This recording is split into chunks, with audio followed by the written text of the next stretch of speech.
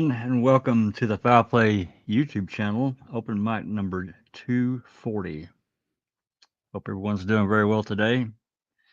For us, it's been a typical, Michigan winter. Yeah, it's been cold, and we got more stuff coming, so I'll try to ship some down to the hot sands of Adelaide, Australia, Doc. Well, How you doing?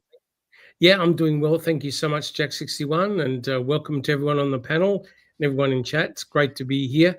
Yeah, Christmas that's coming up, and Merry Christmas to everyone.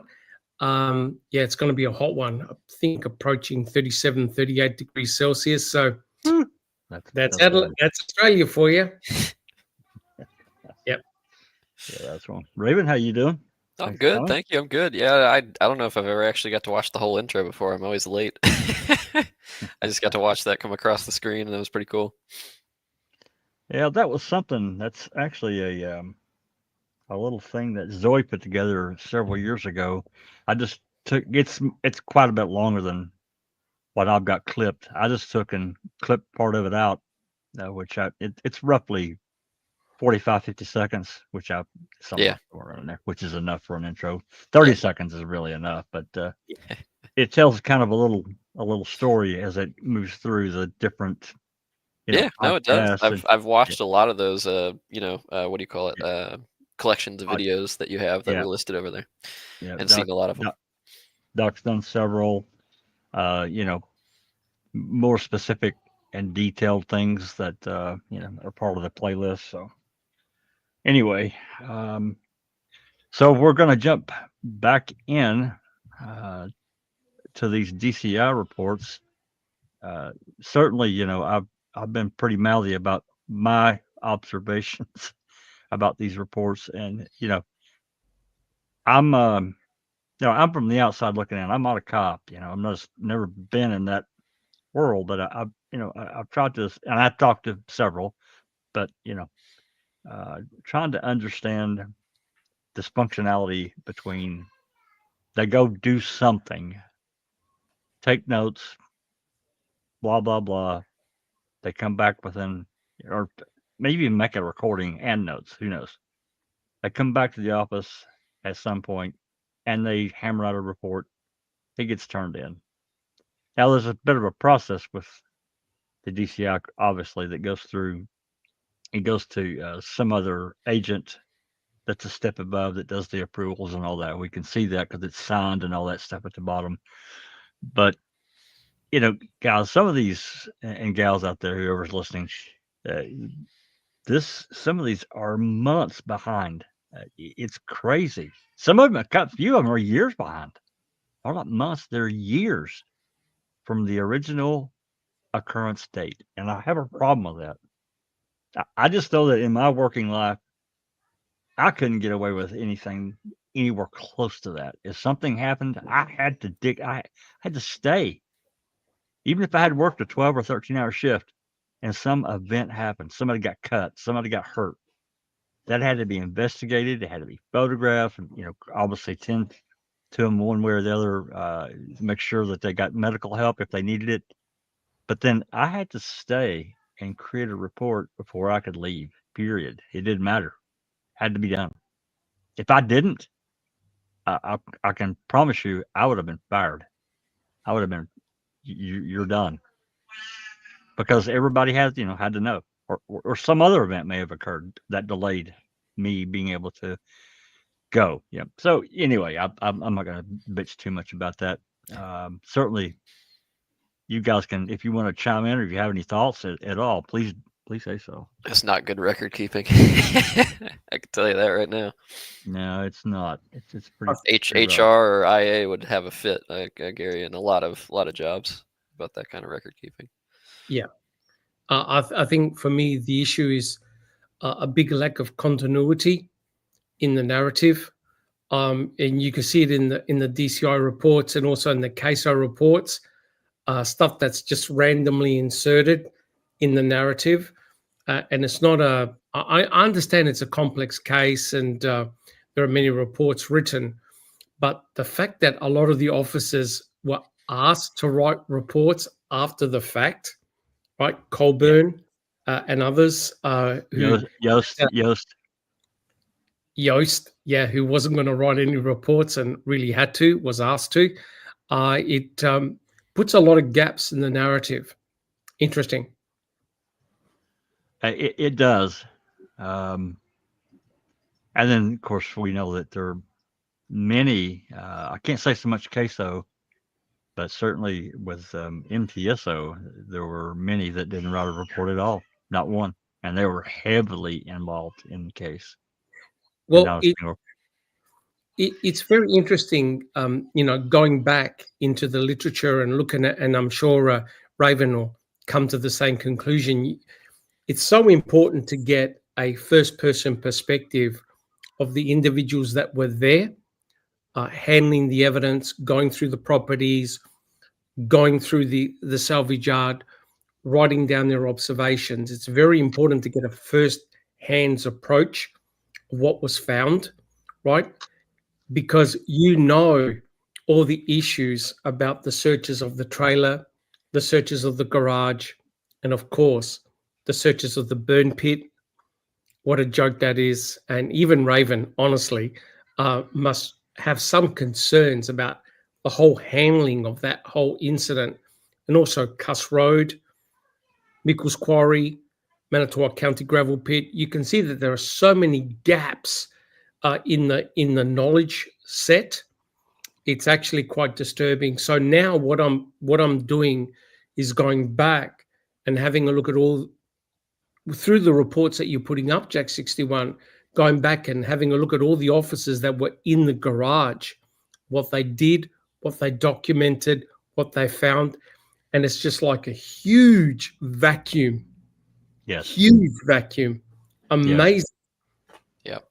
If everyone wrote their reports thinking with the mindset like this was the biggest case of their lives, and I'm not talking about just this case, I'm talking about they should treat every case this way. If every single officer treated every single case like it was the biggest case of their lives, and their reporting and their documenting of everything reflected that, we might not have all these questions about this case as we do today. That's what I'll say. Yeah. That's an excellent summary. Excellent. It is, and I wish we could see. I mean, some of the reports are quite detailed and seem to cover, pretty much an event. But we have so many events that there's just absolutely nothing. It's just like, they were there. Yeah, but you know what I've noticed, guys? That there's a shift in the report writing after March the 1st. After March the 1st, it's incredible because obviously you've got Brendan Dassey's so-called confession. But what you notice is that the officers writing the reports all of a sudden are very, very detailed. And what you also notice is that they keep on mentioning documentation.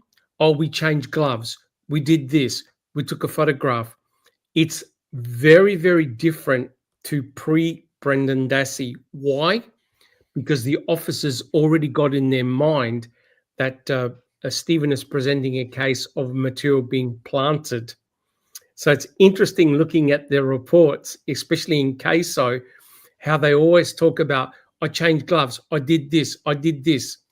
They really hyper document. I think in one report, they mentioned about the changing of the gloves about 8 or 9 times. And you're thinking that was Hawkins, wasn't it? I think. Yeah, I think so. And you think, guys, this is your normal job, right, Raven? This is what you normally do. Hopefully. Right? Hopefully. Yeah. You don't need to document 10 times. I changed the glove. And it's incredible how the reports are incredibly detailed. Why? Because they know of the upcoming trial. They know that the attorneys are going to go through everything with a fine-tooth comb. Yep. Just an interesting point. Mm-hmm. Yeah. I'd rather know every time they scratch their heads than not have anything to go on at all. Like, over-detailed is better than under-detailed. 100%. And, I just want to echo what Raven said. If a lot of the proper documentation was done from the get-go, a lot of these areas of uncertainty would not be there. Do you know what I'm trying to say? Because as individuals, as human beings, we like to fill in the gaps and think, well, how come they didn't document this? How come they didn't do this? And that's where you get all your conspiracy theories, etc., etc. Right? There you go. Yeah. And you know, at this stage, actually, even before now, they're being able to get some of these records that they just don't want to hand over. That's a real problem for me, and you know, for a lot of people, because you know, there may not be anything there at all. There may be nothing, but then again, if there's nothing there, what's the problem? Yeah. This plays right into the March 1st and 2nd photographs that you know, his name just left my brain. Is it Heimerl? Admiral, that's right. Yeah. But I'm putting together the next Reading with the Crew podcast on Brendan and Dassey. That's why I'm taking a lot of time on it. It's amazing when you look at the official record, and I've been following the trial transcripts very, very carefully, especially with the processing of the garage. And it's interesting that in the trial transcripts, they go from a photograph of you'll see it. I'm putting it together now. You'll see a photograph of the green compressor and all the material around the green compressor. Then all of a sudden, you see the bullet fragment item FL. The next photograph in the series is the bullet fragment. You don't see anything in between, right? It's a sort of like, trust me, bro, we found the bullet underneath the green compressor. And that's a problem for me. I want to trust them. I want to be able to say they did the right thing. Yeah. Everything's documented, and you know, there's nothing weird going on here. But when they do that, you're like, well, it looks like something really weird's going on here, whether it is or not. Anyway, okay. Well, you know what, guys? I was already late, and I'll tell you just a quick, maybe funny to everyone else story about why that happened. Somehow, I always charge my headphones after we're done every night, every time we do a live, and I did last night as well. But I have a little case for my headphones, and I always put them back in there because my cats, you just never know where they're gonna have and I don't want them knocked on the floor. So anyway, somehow in me putting my headphones, unplugging them, and putting them in the case, I somehow turned them on. So when I got them out this afternoon, they were at 30%. Oh no! So I had to plug them up for 7 or 8 minutes, and because they charge relatively quickly. So I got them charged to 70%. That's why I was late. It's like, oh God. True story though. I pulled them out. I saw the green light on. I'm like, oh my God, what the hell? So anyway, all right, let's make a start here. We made it to page 1234 last night. We'll try to get a few of these done. We'll you know, hey guys, on any questions in or comments that you feel you know you need to make in the live chat, please make them. Certainly any questions, I'll try to keep a glance over, and we'll try to answer them as we go. So anyway, this next one is an interview. Let me pull our one that we've had up and see if we can find out who got interviewed here. That is the good thing about having these original ones. We're able to go back and at least see who got interviewed. 266. And we have it. That was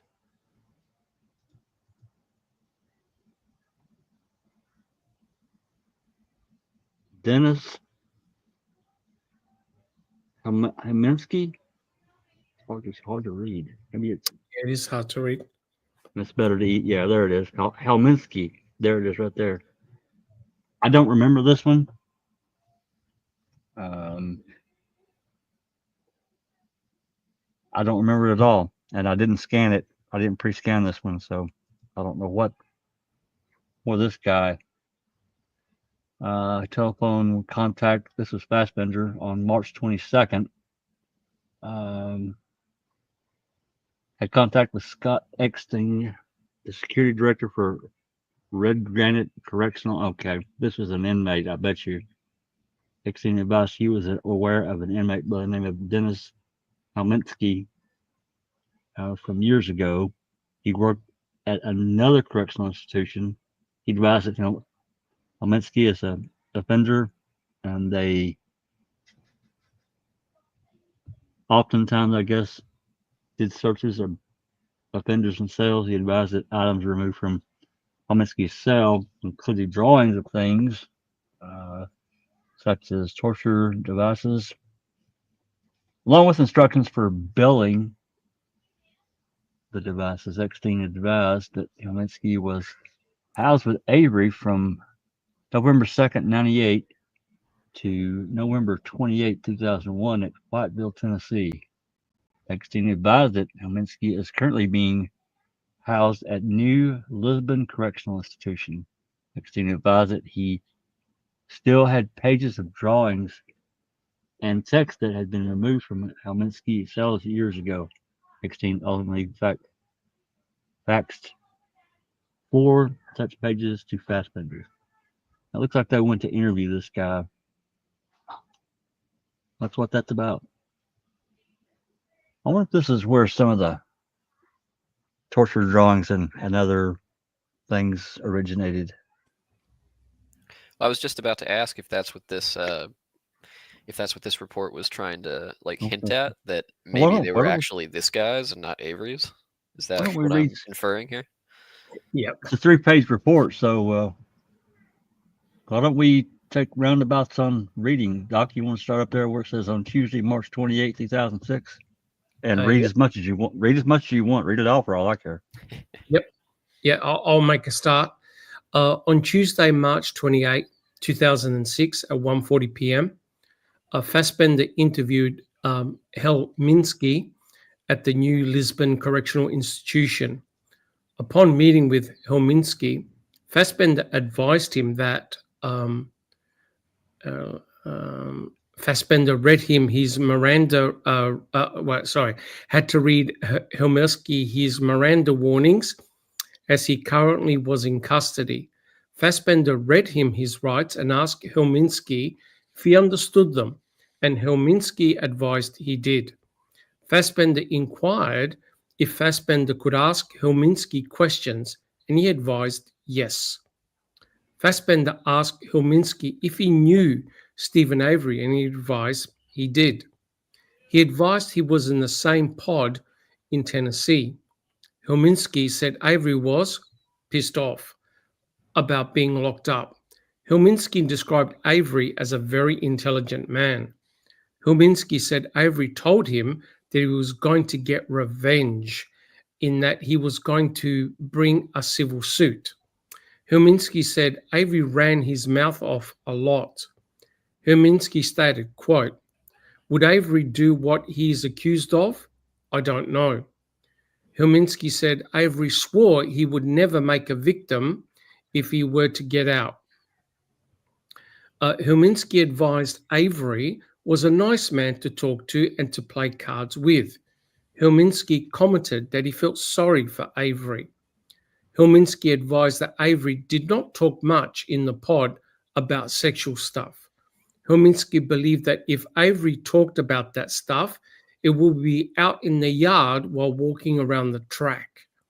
Helminski advised that the only thing he could remember about sketches or drawings from Avery was something about tattoos.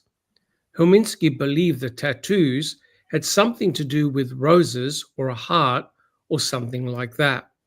The interview was concluded at 12:12 p.m. Wow. Yep. Okay. Then there's this electronically attached, blah, blah, blah. Yeah. Okay.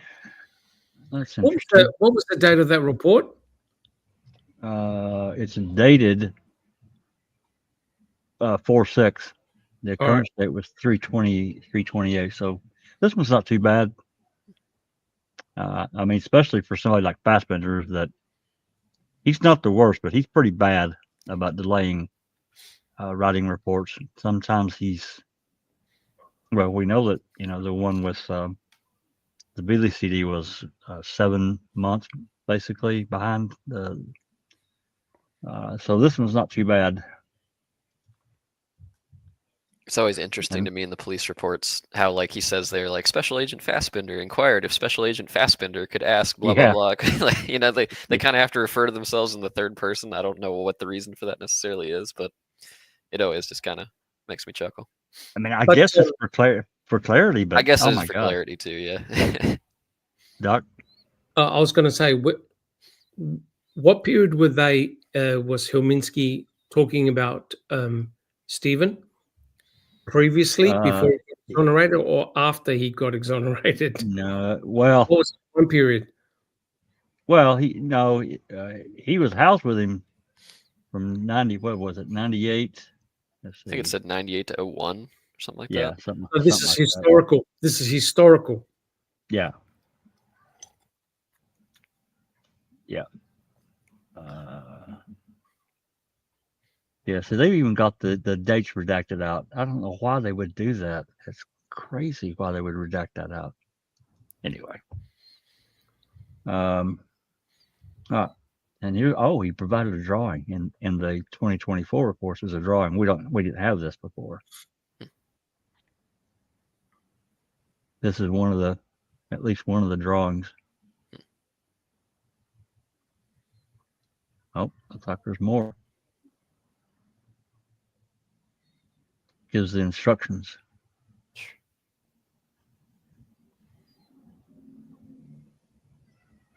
More instructions in a drawing.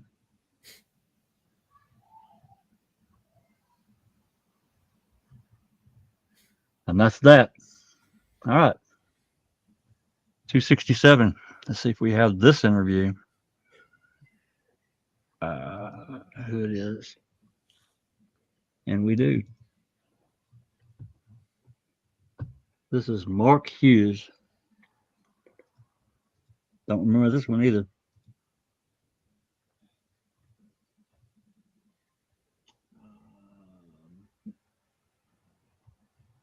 Current date was 3/26. Report date 4/8. This is another Fassbender report.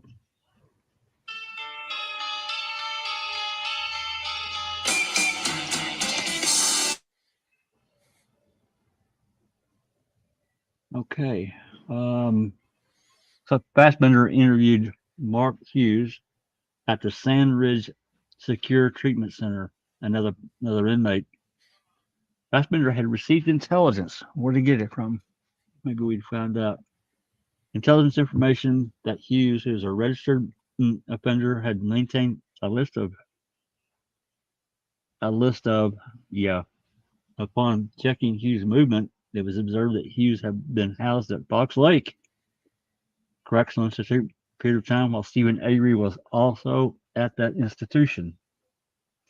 Upon meeting with Hughes at 11 a.m., Fassbender identified himself and provided his business card to Hughes. Fassbender advised Hughes that since he was in custody, he had to read his Miranda warnings before asking him any questions. Fassbender read Hughes his rights and asked if he understood them, and Hughes advised that he did. Fassbender inquired if Fassbender and the third person could ask Hughes questions, and Hughes advised he could. Fassbender told Hughes that he was not there related to Hughes, and Hughes was not in any trouble pertaining to why Fassbender was there. Fassbender asked Hughes if he was ever housed with Avery. He advised that to his knowledge he was not. So I guess his intelligence wasn't that good. Fassbender asked if he knew Avery or had ever talked to him, and Hughes advised no to both questions. Hughes commented that from what he knows of Avery from the news, Avery would not be the kind of person Hughes would talk to. No further questions. The interview was concluded at 11:05 a.m. Well, that explains why you don't remember it. There's nothing there. Not much of anything there at all. No. Justin, if I can ask you, you don't mind if I call you Justin? No, not at all. Why do you think Fassbender was talking to all these inmates who all happened to be sex offenders? Why were they questioning them? I'm guessing that he was talking to them because that's where they were housing Avery at the time, I'm assuming. Yeah. Although Yeah, from that you know, last one, it sounds like he got bad info, like Jack said. If that guy never even knew him. yeah, he definitely got some bad JoJo on that one. All right, all right. Well, I guess we can move on. Not much there.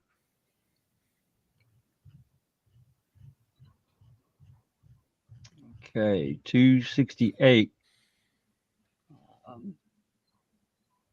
Reporting. This is a subpoena results from NTT America, and if everyone listened last night, this is this Christine Midthumb. She works in a different division, and they had sent out these subpoenas to Comcast and to this NTT America, and it went to the Eau Claire County Courthouse, which is across the state. Like they were trying to keep it out of the. I don't know what difference it makes. The report still had to be filed, so I don't really understand. Anyway, it says the report status date. Let's see, 268. Let's see if the old one looks any different than this one. This is the old one. It doesn't have an occurrence date listed up there either. Okay, so let's just take a look and see. On 3/31, Operations Associate Kristen Bitham received a 10-page facsimile from Dana Thompson, Legal Compliance Specialist, Verlo, and NTT Communications Company. The fax was in response to a subpoena signed by Timothy Adler, Circuit Court Commissioner, Ukiah County, on March 31st, 2006, which requested the following. And they're looking for IP addresses and so forth. Now, the one we got now, the new one, is going to have all this stuff redacted. It's going to have the IP redacted and all that. Because with IP addresses, you can, if you're, I don't want to say a nerd, but somebody that has knowledge of that kind of thing, you can cause trouble for people holding an IP address. You can find out. Yeah, I'm not going to say I can understand them redacting that. Yeah. Oh, absolutely. I don't blame them at all. So anyway, there's apparently a multi-page fax that they got, which of course is not included in the original report. However, the new report. Here, let me zoom this down one time so I can just scan through them right quickly.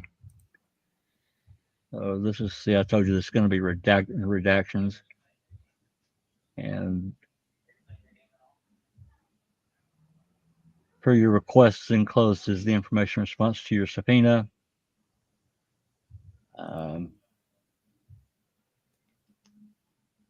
I did read this when we got it, but I don't remember what all it said. I just don't. Must not have been much because it probably would have stuck. Encloses the subscriber account information. Vario provided a connection only for this customer. Therefore, you will need to contact them directly for information since they manage their own servers from their location. Providing this information to you, we believe we have complied with your request. May contact me, etc., etc. Dana Thompson. Okay. It's got the account information. It's got, looks like some kind of address. I don't know of anything we can get from this. I didn't get anything from it when I stamped it originally.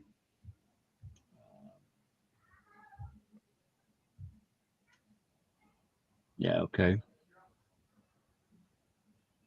This is looks like the fax header, looks like a header page. 2 pages, including the cover sheet. Yeah. So that's pretty much, this is looks like where the judge signed it. Here's a domain dossier, various other, the Whois records. I used to play that stuff all the time. Wasn't a big deal. This is way back years and years ago in my gaming days, in the earlier days of the internet when it kind of blew up. Funny enough about IP addresses, I used to play a game, and it was a third party kind of thing, because we had our own server to set the game up on, but we had a thing called Archon, and you could put if you were a moderator, which we typically had to have 2 or 3 Archon, you could pull up this control panel kind of thing, and every player that was in our server, you could see, of course, their screen name, their game name, whatever. He gave some other things, but it also had their IP address listed right there. It's crazy. Their ping, all kinds of crazy stuff you could pull up at the time. Now, I don't know if you can. I don't think you can. Well, maybe you can. I don't know. I've been out of it so long. I have no idea. Maybe you can do it now too. I don't know. But anyway. But that was the early days of the internet. Yeah. Right? Oh yeah, yeah. That was this was in Wild West. This was in 2000 to 2005 or 6 time frame, something like that. Yeah, this was long ago. But what is this in inquiry of? Well, Is it to do with the desk computer?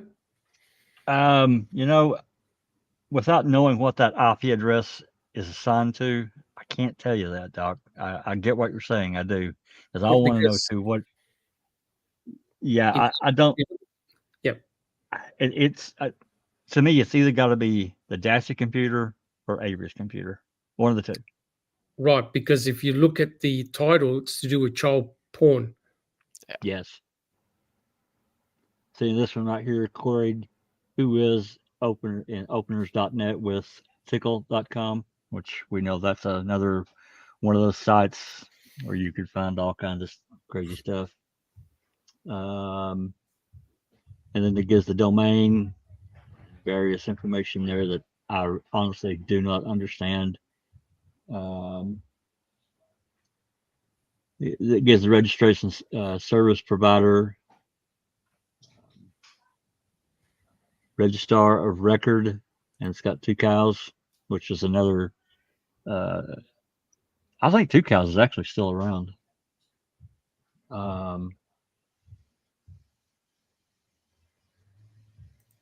Let's see.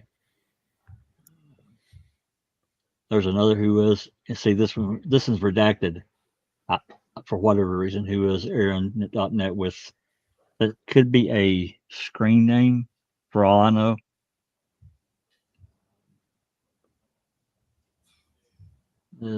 I don't think there's anything that I can investigate from it. And see, they've got the IP address listed there. They didn't redact it.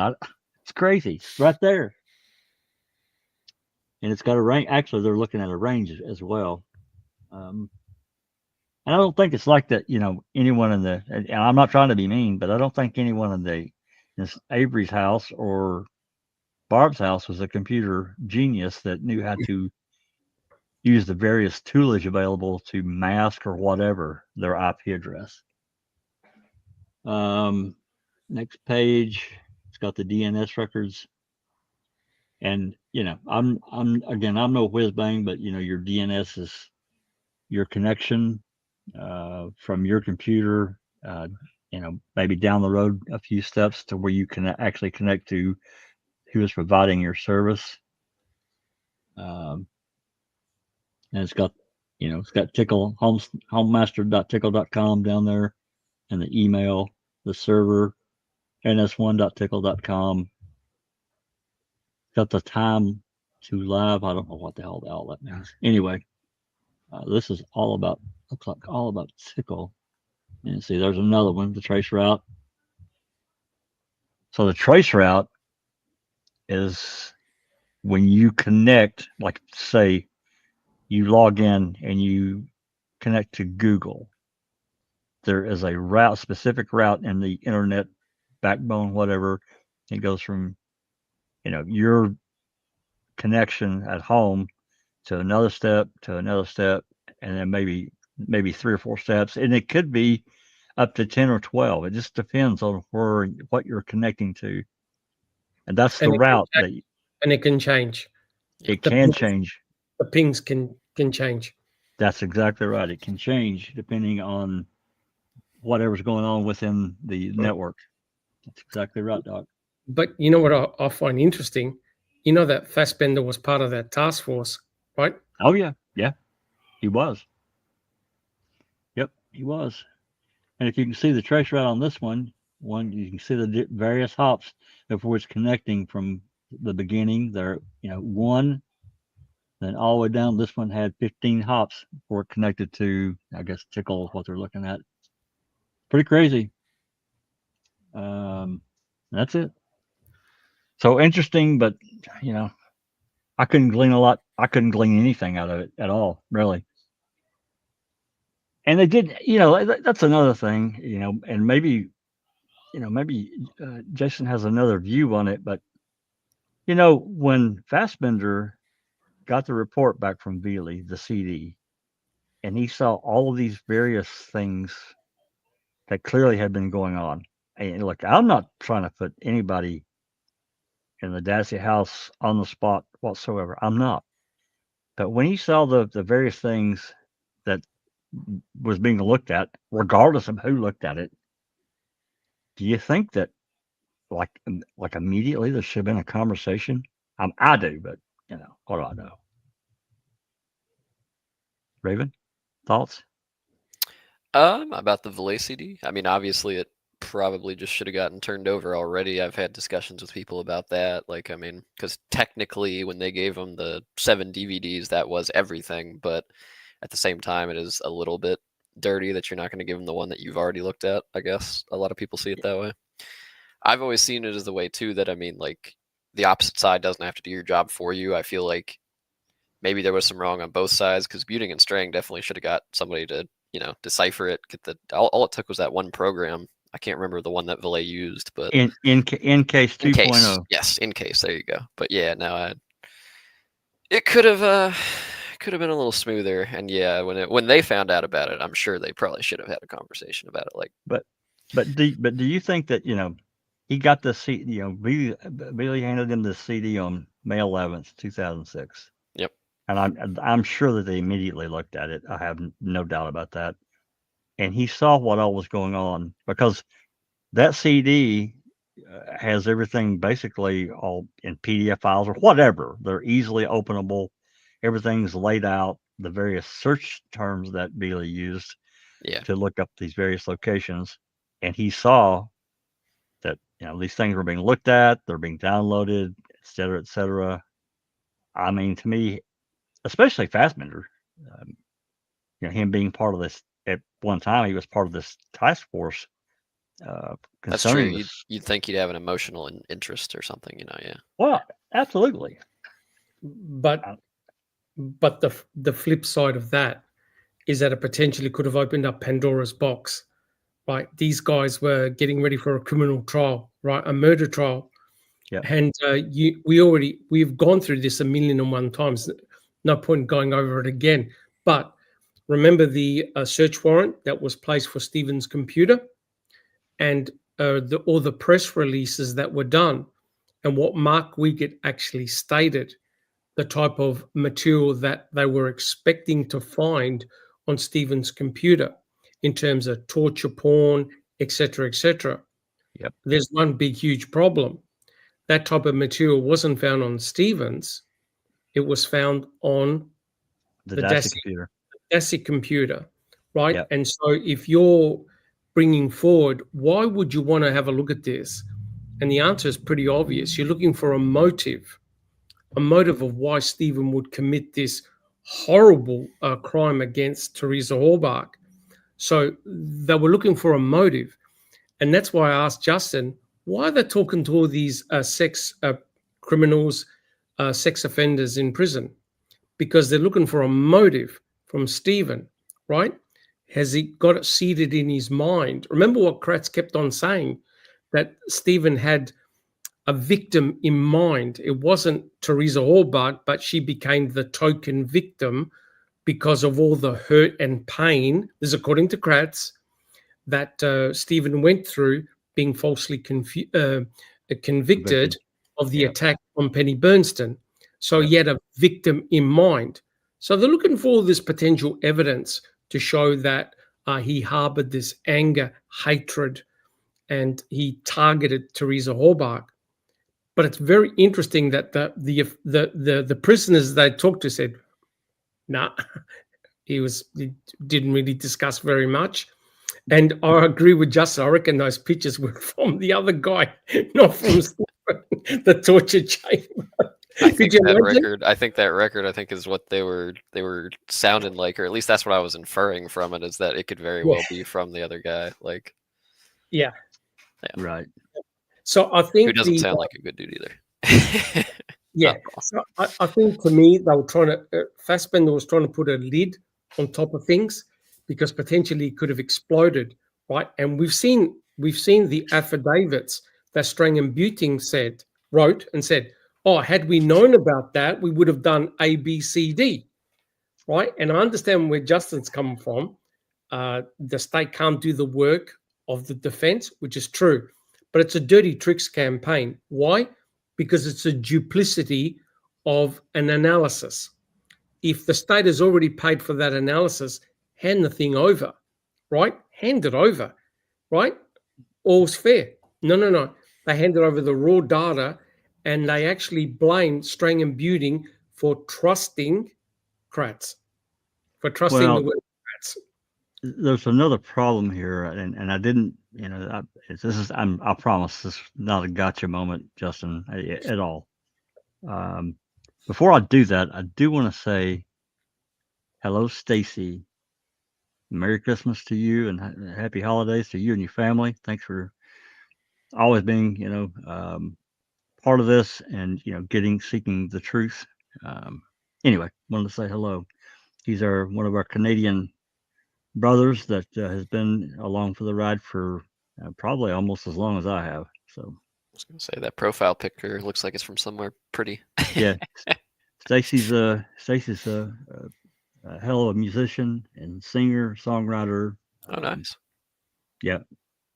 Anyway, going along with this really CD, it being evidence, you can put that in quotation marks. The problem is that Fassbender, he kept this quiet for 7 months. And of course, then we had this huge dump. Now, when I say kept it quiet, he didn't write his report for 7 months. We have that. It's it's coming up.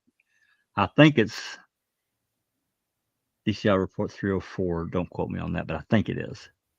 Regardless of that fact, that CD was kept in his possession. It didn't get turned over in this huge evidence dump that occurred in December of 2006. However, and we'll see it in another report, June 1st, he turns the CD over to Wiegert to put into evidence. It went on a ledger and was put into evidence after both trials were done. So it was evidence, and they knew it was evidence, and they held it.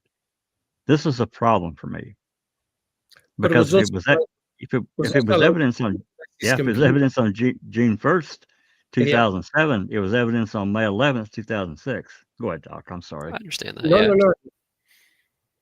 No, I was going to say we've gone through this ad infinitum. It was labeled as Brendan Dassey's computer.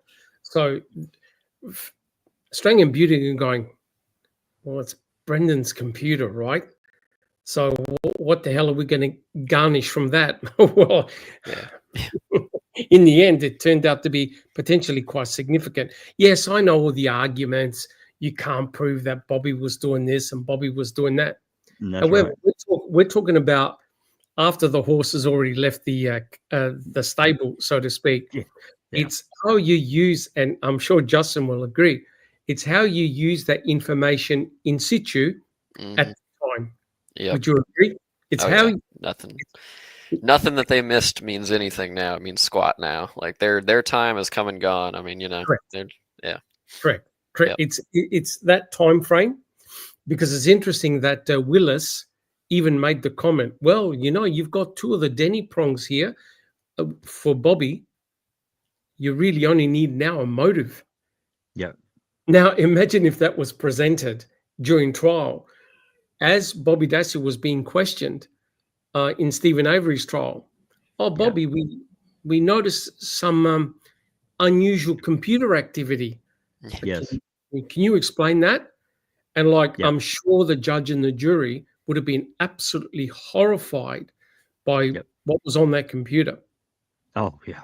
It's possible. you Yeah, know. I think they could have like made a. I think you have to do like a motion of appeal or something beforehand to like introduce a what do you call it? A secondary alternative suspect, if I'm not wrong there, or something like that. And maybe with that, possibly they could have before the trial presented that, and then they would have been allowed to argue an alternative suspect in the manner of that's Bobby. correct. Perhaps. That's correct. They did a stipulation beforehand that the only third-party Denny's that they could introduce was Brendan himself. Yep.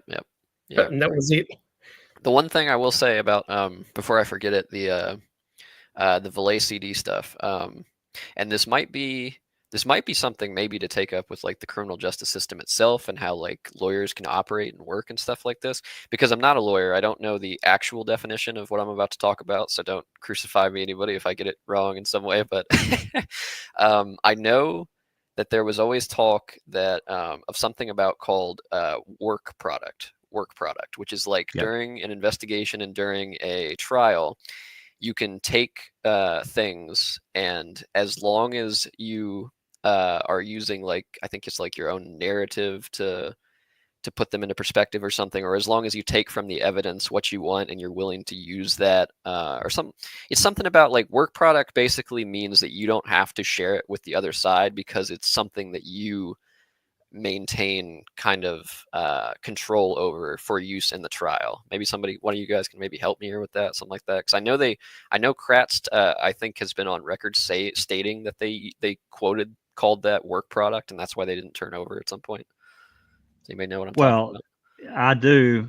Work product is typically material that prosecutor maybe even involved to another degree with law enforcement. They work from. That's something that they created specifically. But again, this work product is rarely ever forced to be turned over, and generally it goes before a judge to get entered into evidence. And that clearly did not happen with the WI CD. Like I said, end of May 2007, after the trials were done, that's been turned over to Uyghur to put in storage. Yep. And then entered it in evidence. That's right. Yeah. That's right. Yeah, I don't know if that's like maybe some kind of a loophole that maybe needs to be addressed in the system or something like that. Because like, I mean, like you were just saying, work product you can use and it doesn't have to be turned over. But then at a later point, they decided, you know what, we actually want this to be evidence, and then they entered it as evidence. And that, I mean, it does seem kind of unfair to the defense. It's not, it doesn't seem like it's anything illegal, but at the same time, it's kind of like, really, you can do that, Like, right. Yeah. Oh, that's the argument. That's the argument. You look at all the responses by the judges, Judge Angie, Sukuitz. It's the same arguments. You see it all the time, and also with Josh Cole, Elisa Kumpfer. It's the same arguments. Well, we handed over the raw data. It's your bad luck, mate, that you didn't actually process it, right? Yeah. And that's why I was talking about the duplicity. If you go into the fact that you hire an expert, and the expert does the analysis, right, and then hands over the raw DVDs and says, "It's all there, mate. If you want to." Can you imagine? Can you imagine if Culhane did that? Oh no. See, that this is kind of the same. It's not exactly the same, but it kind of is at its core. If she just handed over the raw data, and they, so. Yeah. Well, when you. At the end of the day, all they had to do was hand over the final report, which is the analysis of the hard drive, right? Yeah. Well, or if, I mean, I'm not going to defend her either, or if she'd actually maybe done her work a little better and actually did leave something for them to test, like that would have been nice to hand over. I'm not going to defend her in that regard. If she could have just used part of that sample and passed it off to them, again, wouldn't have as many questions. Correct. So at the end of the day, it's a dirty tricks campaign, in my opinion. But what they did was perfectly legal from a legal standpoint. Well, we handed over the raw data. It's up to you guys to analyze it and process it. And the counter argument is, well, you've already paid for the expert. They've gone through the hard drive. You subpoenaed the computer. You analyzed the hard drive. You've got a report. Why not give us the final report? And the answer is, it potentially could have been very embarrassing for what I consider to be the state's star witness. A lot of people say, nah, Bobby Dassey's not a star witness. Of course he is. But he was. The only two named- people on the Avery salvage yard that saw Teresa Hallbach at 2:35 was Stephen and Bobby Dassey, and their stories diverge big That's right. time. Hey, we've got somebody here. Who's here? Oh, looks like we've got Susan. Look at there. Hey, Susan. Merry Christmas. Yeah, Merry Christmas. And Merry Christmas, Thank everyone. you. Merry Christmas to you all. Just How getting are home you? from work. I'm tired. I'm sure you are. Yeah. Well, we've been skimming the surface on the Valec CD for Mhm. the last few minutes. Well, I mean, it just irritates me. This really big irritation is we've got it in black and white now because we didn't have these other reports. Is the fact that Fassbender turned that CD over to be put into evidence after the trials were over at the end of May 2007. So to me, it's like they always knew it was evidence. They just held it. They just withheld it. That's because otherwise, why would you turn it? Why would it get turned into to Uyghur? It's really. I just think they got away with one, Doc. That's and everyone, Raven.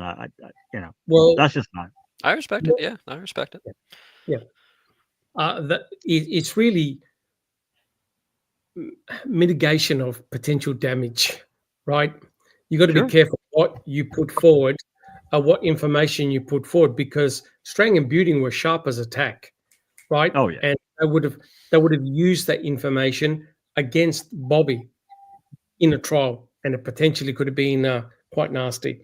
Because remember, they were asking for the trial to be thrown out when Bobby Dassey introduced Mike Osmondson and what Mike Osmondson allegedly said about hiding a body, etc., etc. That's tossed the board out, right? And imagine if they brought in the contents of the computer that was in Bobby's room, which they photographed on November the 6th. So they couldn't deny it was right there in his room. Yeah, it becomes that could have gotten real messy. At minimum for just rebuttal from a rebuttal standpoint. So, it's just that's just a can of worms there that I really found really distasteful of what they did. But we have a couple of questions that I've went back and looked at. One of them is from Danny Brewers fan. Did they take Teresa's computer also, or at least her hard drive? And they did. They took Teresa's, Avery's, and the Dasseys. That's the three that they got. And I will tell you that for Teresa's and Avery's, the final reports were turned over. That's another thing. Those were turned over to the defense. So that's another problem. See, I just have a really hard time with what they did. I think it's wrong. Another question from JD is, Do you know if Stephen's computer and Teresa's computer, were those like handed over in like CD form, or I mean they weren't given and had to use that program, so like in case? right? No, they were no. Well, Well, I report there was a big info dump. I remember of Stephen's computer, and if you actually search it, you find all the details on Xander Road that they're looking for a property. And I think it was Jody. They were looking for a property to purchase. That's where all that stuff about Xander Road exploded, thinking, oh my God, what the hell is all this for sale site? And it had to do with non-nefarious searching for a property on Xander Road. So many people don't either believe that or just refuse to believe that that's the case. That's right. But if you look at the search records, it's all there. Yeah. As searches on Stephen's computer. It's got all the IP addresses, all the HTML, the whole lot. It's all there because they were searching for a property. There's a lot of Xander. conspiracy theories around that. I know there's a lot. Xander Road. Correct. But Yeah. that's why I was trying to make the argument of you can remove a lot of conjecture, conspiracy theories by being transparent and open. Here's the information, mate. Go over it. Do Right. what you want, right? Rather than, oh my God, what did that actually mean? But the reality is, and I'm sure Justin will agree, it's a lot of hard work. Oh, It's a yes. lot of hard work. It always is. Yep. It's Did a huge my amount. camera freeze, by the way? Am I frozen? I'm frozen Oh, on my screen. Yeah, you are frozen. Is there a way to fix that without just leaving and coming back? Turn your camera on and off. Have you tried doing Yeah, that? I did do that a second ago. Yeah, nope, still frozen. You don't happen to be an Avenged Sevenfold fan? by I any chance? do. I'm a very big Avenged Sevenfold fan. In fact, if I get this camera working, I'll show you my tattoo. But hang on, Hail maybe if I Hail click to remove the from king. Steam. There we go, another heavy metal fan. Uh-oh, we lost Justin. He's Yeah, going to my- reconnect. But I remember I hunted it down. I hunted the section in Stephen's computer where they were searching for Xander Road. I believe it Oh, was yeah. Jody. All right, because they were looking for properties, and there it is. Yes. the that's whole right. lot. And they were talking to the real estate guy who was dealing with the property. Yeah. Ah. Yeah, you're back. Yeah, no, I don't know why it keeps freezing like that, doing something weird. But yeah, no, that's I'm definitely I've seen them 5 times, and I'm a Oh, metal fantastic. fan. You're a Yep. metal fan too? Oh God, yeah. Oh, Yeah. nice. I Okay. love Sevenfold. Yep. Hail to the King, one of Yep. their best. So and the video Yeah. clip, Nope. Yep. phenomenal. Oh, we'll talk later. We'll talk Yeah. later. We'll share our metal collections. Yep. Awesome. Slightly different than my bluegrass. Hey, I like nothing wrong with bluegrass too. bluegrass. Nothing wrong with bluegrass. Yeah. Slightly different than Floyd, but And I he's- like Oh, Floyd. Well, Yeah, who yeah. doesn't like Floyd? Yeah. you know, there are actually people out there that don't like Floyd. I'm shocked. I know it's weird if you think about it. I've got another question here from I've never seen this name, George's Prayer. Ms. Zipper encountered Teresa Halbach on October 31 around 3 p.m., not 2 p.m. So Teresa went to the property before heading at Zipper. Why wasn't that fact acknowledged? Well, there's a lot of controversy around did Teresa go to the Zippers first, or her second appointment, or did she go to Avery's? How do we know she was at Zippers at 3? I don't know. I think that's just a belief. Yep. Yeah, There's been so much speculation of it. I mean, I did a deep dive on it way back when. Found as much info as I can. Everybody's got a bit of a different opinion, but I mean, you can look into her phone pings that turn into CFNA pings, which are call forward no answer pings, and try to determine it from there. You can look back and see that the time change that year, I think, wasn't it like a day or so before Halloween? day So a lot of before. people, Yeah, it was the yeah, a day lot of prior. people. Yeah. A lot of people assumed that Miss Zipper just confused the time because maybe she hadn't changed her clocks yet. Because back then in 2005, not everybody had clocks that automatically changed. There's a whole lot surrounding it. A lot of people tried to speculate from when Teresa left the Zipper voicemail. She could have gotten there and then to Avery's in time, because I think she left the Zipper voicemail at I think it was like 2. Help me here. It was like 2 something, 2:11, maybe 2:13, something like that. Something like that. Something like Yeah, that. and then they were trying to work in the time frame of if she could get there and then spend like 5 to 10 minutes, picturing the car, and then go off 147 up to Avery's. And personally, I think Zippers were the first before Avery's, even though they weren't the first hit, because technically the Schmitz appointment was the first appointment. But from the route that she would have taken and where her house was, being like up here and like going to the Schmitz down here, Zippers over here, Avery's up here, I just don't understand why she would go Schmitz, Avery, zippers and then have to cross back to get home. It never made sense to me personally. I think the only reason is because she said she couldn't find it. Yes, no, that is true. Yeah. That's why she And I called and think- left the voicemail. Yeah. Yeah, and she may have just gone ahead to Avery's and then come back to Zippers. Yep.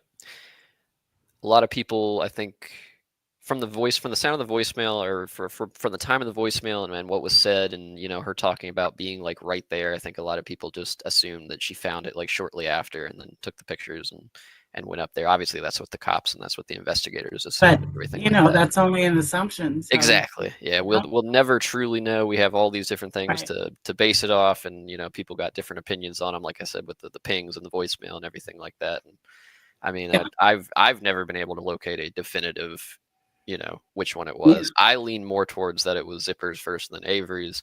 I think, in my opinion, more of the evidence leans that way, but some people see it, differently. I think that's what that was. Yeah, unless more information gets released. Yeah. I tend to agree. I don't know that we'll ever truly know. Yep. Well, I did a bit of a deep dive in this myself when we were doing the Reading with the Crew podcast.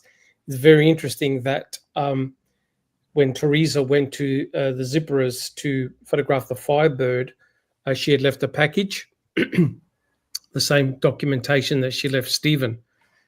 And for the very first time, we saw the pictures. Remember, in CAM, they showed the actual pictures of what Teresa wrote. The only thing that they covered up in the photograph is any potential time.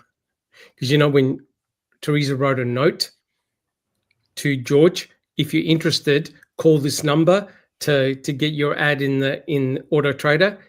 And unfortunately, it's not perfectly clear whether she actually wrote a time on the document.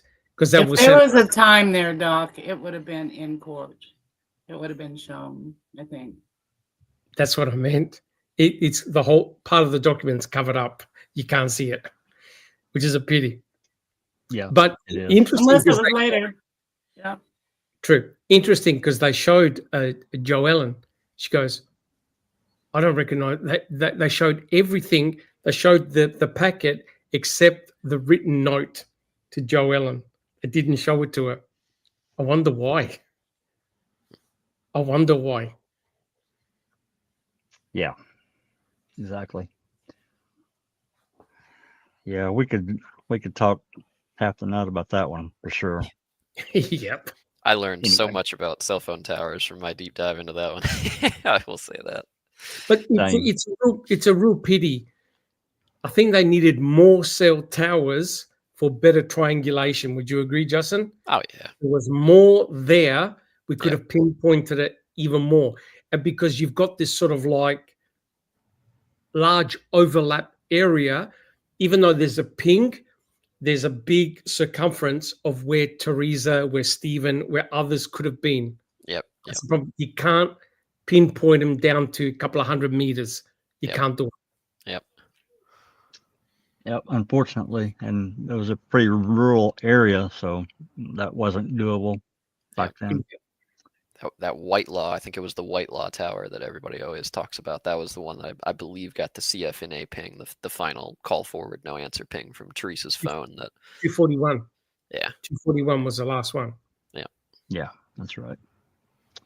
Now, would All right. that tower be like on the way back to Zippers if she went back? No, No? Okay. it's the other direction. I remember. pretty sure it was north, if I recall. Don't quote me, but Yeah, I But think it was more north and west, which would have been in the opposite direction from the zippers.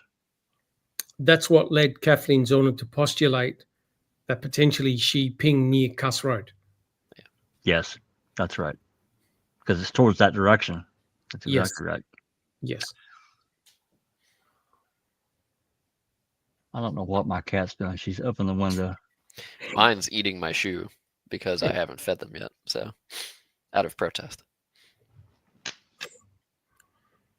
down from there. What are you doing? You're being crazy.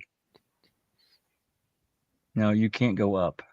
I did see someone comment on the thing you have on the screen right now. I was curious too. They list Jeffrey Dahmer's name on there as a related subject or a mention. I think it was in the last one.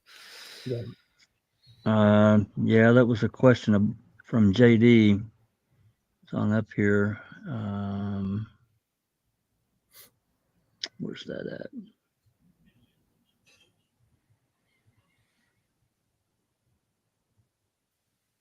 Who is Oh, Barry good. Smalley? Anyway, Well, we're going to get to that. I can't find that question from JD. They're just talking about Dahmer. Being on Netflix. Yeah, Yeah. that's unbelievable. Yeah. This Barry Smalley this is report 269. And this occurrence date was on the 12th of April. We moved forward in time a little bit. Fassbender again. Wiegert was with him. Let's see here. I'm going to guess this is another inmate, but I don't know that. Maybe not. We'll find out. Wednesday, April 12th, 2006, approximately 11 a.m., Fassbender and Wiegert interviewed Barry Lee Smalley. Smalley is a patient inmate at Sand Ridge Secure Treatment Center in Madison. The interview took place at the Sand Ridge Secure Treatment Center. The interview had been prearranged by Fassbender. Susan, you want to read a little? yeah, that said Mauston, Wisconsin, Madison. Never heard of Did it? that. Oh, it did say Mauston. That okay. Mauston. Yeah, I don't know where the hell that's at. Fassbender had previously received information from Officer Steve Deschler from the Kenosha Police Department. Deschler advised that on or about March 28, 06, Smalley was in the Kenosha County Jail and was going through a sexual predator trial. Deschler advised Smalley made comments that in the 1990s, he was in prison with Stephen Avery and that they had worked together in a shop. Smalley said Avery made comments about getting rid of bodies by putting them in vehicles and then compacting them in the vehicles. Acting on that information, Fassbender arranged to interview Smalley, who had lost his trial and had been sent to Sand Ridge Secure Treatment Center. Upon meeting with Smalley, Fassbender and Wiegert identified themselves and provided business cards to Smalley. Fassbender told Smalley that because he was in custody, Fassbender had to read him his Miranda warning. Fassbender read the Miranda warning, utilizing a Department of Justice card, and Smalley advised he understood his rights and wished to speak with him. Smalley advised that he was with Avery at the Columbia Correctional Institution. Smalley said he worked with Avery on a machine. Smalley advised that Avery said he didn't commit his crime, but he couldn't prove it. Smalley said he was known as a tree jumper in prison. He later advised that a tree jumper was a rapist. Smalley advised that Avery made comments about disposing of bodies by putting them in a car and then putting the car in a car crusher. Smalley said Avery stated that when the car was crushed, all the blood would ultimately just go into the ground. Oh my God. All right. Smalley also said that Avery made comments about someone else in his family being involved in killing or raping. Smalley advised that that's true. Smalley advised that he and Avery have no personal grudges against each other. Smalley advised it took about 2 or 3 months, and then Avery talked to him. Smalley advised that Avery also spoke with Robert Worth, who was at Columbia Correctional. Smalley said Avery talked about cars and junkyards. He advised Avery talked as if there was more than one person who was killed there. Smalley advised that the comments made by Avery were made while Avery was working on a hot glue machine. Smalley advised that from what he remembered, Avery had indicated someone in his family who used to go hunting had said it was easy to kill things and that they had killed something before. Smalley advised that Avery bragged about being able to kill people. Smalley said Avery stated, "I can show you how to kill someone." Oh my God. Smalley said Avery stated that when he gets out of prison, he will get payback for what they did to him. Smalley said Avery made his comment to Smalley as he was walking by him while they were working. Smalley said he knew Avery burned a lot of things, such as parts from inside cars, and that he used burn barrels. Smalley said Avery told Smalley that if he ever needed any automobile parts, he would get a good price from him from his father. Smalley remembered Avery talking about going to bars with a family member or someone that worked at the junkyard to pick up girls. Smalley advised Avery was a bad person. Smalley advised that he had met Jeffrey Dahmer and Robert Worth, who were also evil. Smalley advised Avery said that he knew how to kill people and that he can do it and he would get revenge when he gets out. Smalley advised it was his feelings that Avery would do it. When asked about others who may have associated with Avery while in prison, Smalley advised Worth, an individual known by Swanee, and Bob Schroeder. He described Worth and Schroeder as lifers. He advised Schroeder was a white male who was a bigger guy, about 6'4", 250, 260 pounds. Smalley was asked if he was sure that he had been with Avery at Columbia Correctional Institution, and he advised he was pretty sure. He advised that Avery was at Columbia a short time. When asked if he was with Avery in Tennessee, Smalley advised they may have been together in Tennessee too. Smalley advised that Avery was down there also. Smalley was asked if Avery ever made inquiries about the sexual assaults Smalley had committed. Smalley advised that Avery did ask him about them and asked what happened. Smalley advised that Avery did not make any comments about it, however. Smalley was asked to describe Avery, and he described him as a short, fat guy, somewhat bald, with a beard that was about 3 inches long. He advised he was also considered to be a tree jumper. Smalley advised he knows in his heart that there is more than one victim in that junkyard and more DNA in that yard. Smalley advised that he was trying to remember all the detail from conversations he had with Avery. He advised it was difficult because they have him on drugs. Smalley advised that he would continue to try and remember more detail, and if he did, he would attempt to contact Fassbender or Wiegert. The interview was concluded at 11:40 a.m. Wow. Then, Raven, are you up for reading, or is that something you prefer not to do? No, I can read. On Monday, April 17th, 2006 at 9:28 a.m., Special Agent Fassbender had a telephone conversation with Smalley. Smalley had personnel from the treatment center contact Special Agent Fassbender, asking that Special Agent Fassbender telephone him. Smalley advised he remembered Avery talking about killing someone in the past and that Avery said it wouldn't be the first time he's done that. Smalley advised that Avery was working on the hot glue machine that glues books together and that Smalley was right next to him on the Omni binder. Smalley said Avery stated he was going to kill someone when he gets out to get revenge for being in prison, and Smalley advised he would take a polygraph to verify that he is telling the truth. Smalley advised he and Avery were shimmying the machine to raise it up to level so it wouldn't cut so much off the book. He reiterated that he believed it was while they were at the Columbia Correctional Institution. He commented that maybe it was Tennessee, but stated he is having problems remembering the Tennessee thing. Smalley advised he knew Avery was not at Columbia long, and Smalley commented that Robert Worth would know. On Wednesday, April 12, 2006, Special Agent Fassbender contacted Janelle Nickel, Security Director at the Columbia Correctional Institution, who confirmed that Robert J. Worth was an inmate currently at their institution. Special Agent Fassbender asked if she could contact Worth and ask him if he had ever been in the same institution as Stephen Avery, and if so, if he had ever spoken to Avery or associated with him.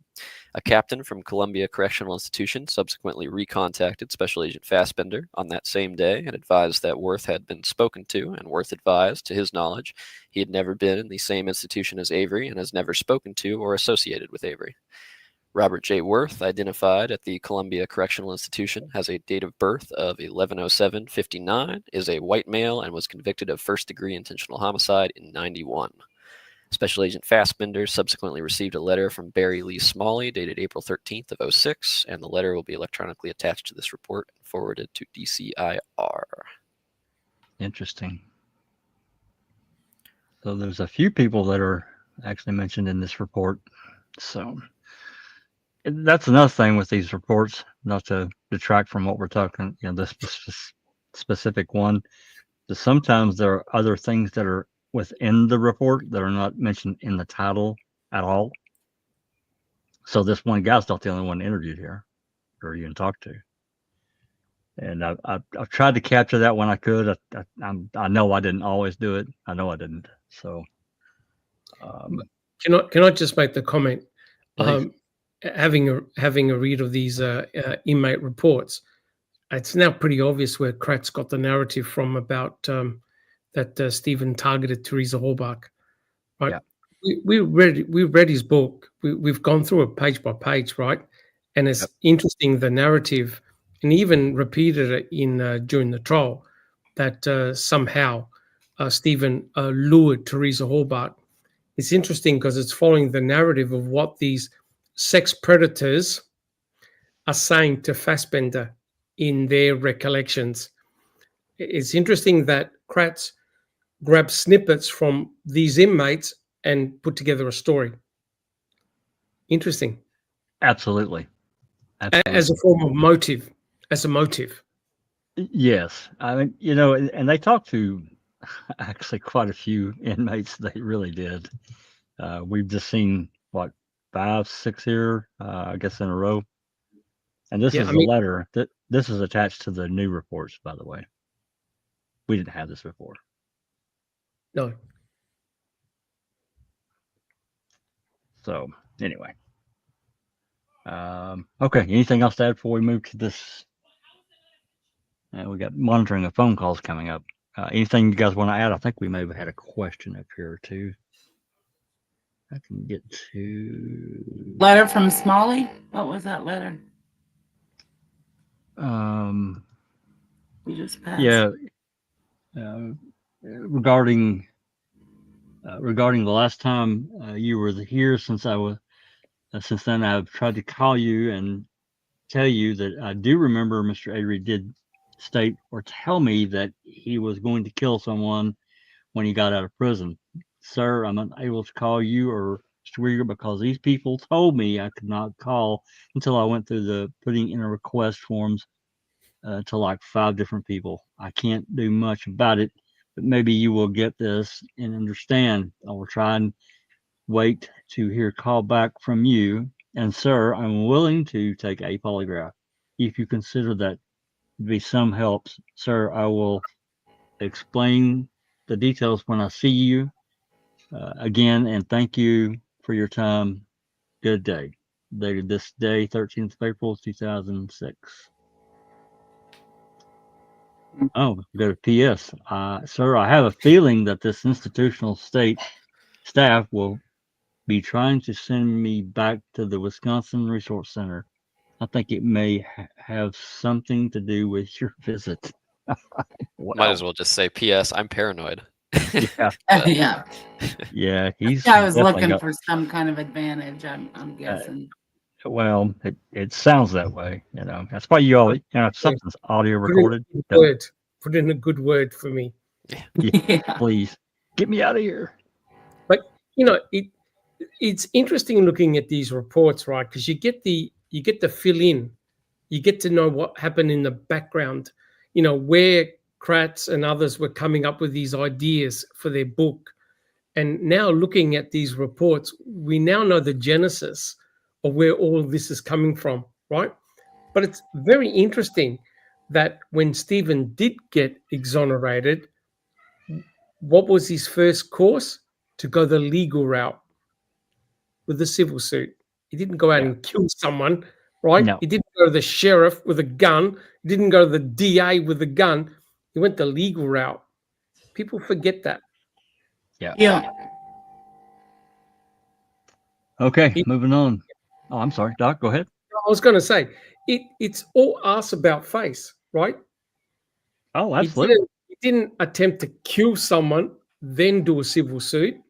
No. He did a civil suit, was in the concluding part of the civil suit, and then he decided to kill Teresa Horbach for what?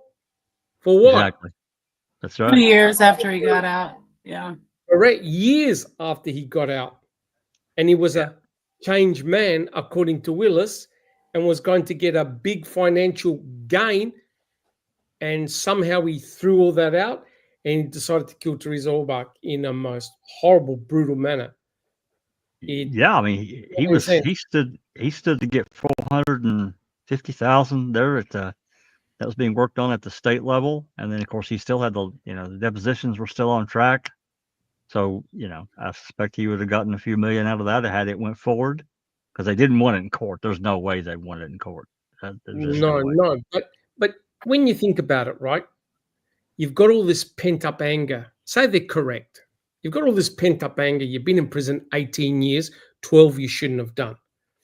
Don't you think when you come out of prison, you're going to harbor this hatred, this anger, and you're going to act upon it because you're like a rubber band? Oh, no. He decides to wait. Let's wait a couple of years, file a lawsuit. He decides to wait until Kacerik and Vogel were just about to take the stand in their deposition after all these years of work. Yep. And then he decides to openly ring up Auto Trader and lure Teresa Halbach directly to where he is. Yeah, and he's thinking, no one's going to notice. That doesn't work for me at all. It just seems a little bit odd.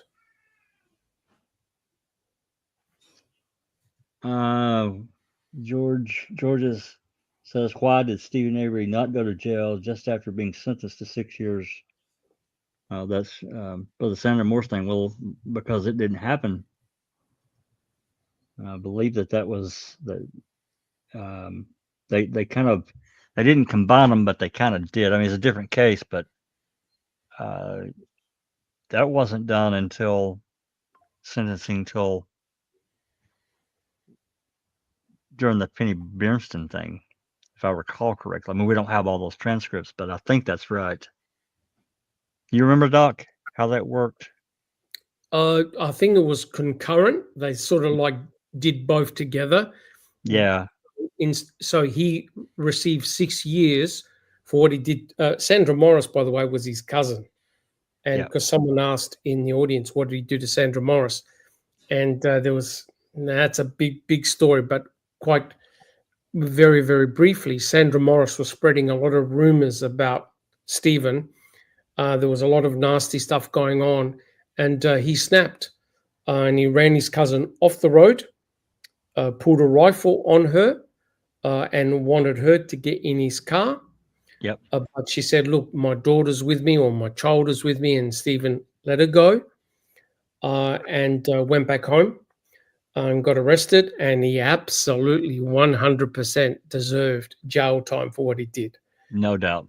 No doubt about it.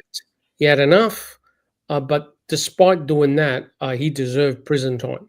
No one here condones that type of guilt. But at the same time, when Stephen Avery was on bail, there was a violent assault on Penny Bernstein on the beach. And somehow the sheriff thought it, and not only the sheriff, but also Judy Dvorak and others in the MTSO thought that the attack was done by Stephen. Stephen Avery got arrested that night at around midnight. Whole group of them went and arrested Stephen, and he got convicted for the violent assault on Penny Bernstein. The only problem was Stephen was about 20 miles away with his wife and 5 kids, right? Yeah. Nowhere near the beach. And also the hair evidence presented by Colhane regarding hair that appeared to be similar to Penny's hair on Stephen's shirt, and it turned out to be complete bullshit. Yeah. The guy received 32 years? Yes, that's right. 32 years, and Stephen was not on the beach. The Sandra Morris incident was in January, correct? Yes. Earlier in the year, correct. Yeah, and then the Penny was in July. Correct. July. Of 85. They were both 85. Correct. Yeah. Yep. So Stephen was on bail when the attack occurred on Penny.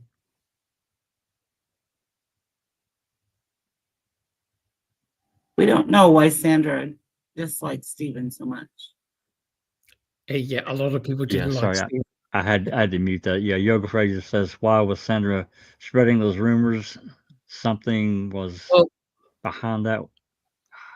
we've talked about it before, right? Remember when you're doing the depositions, right? Yeah. All the stuff regarding Judy Dvorak and how Yeah. she allegedly made a false report. Oh, she did. She Stating that definitely did. One of the neighbors had put in a report that when they Ramona Ramona- Marcel. when they spoke to her, she goes, "I never put in that report. What are you talking about? I didn't say that. I never said that." That was crazy. That was absolutely crazy. Yeah, It was Christina that found out and was like, oh my God. yeah. So that's why this case, and I'm sure Raven knows it, is so fascinating, because the roots of this case date back to 84, 85. Yeah. It's Well, it's so It's- complex, man. And if you don't know, if you don't know these other events that occurred, it's like you're only getting a part of the story. And look, no one here is saying that Stephen's a choir boy. He's not. He's a complete asshole.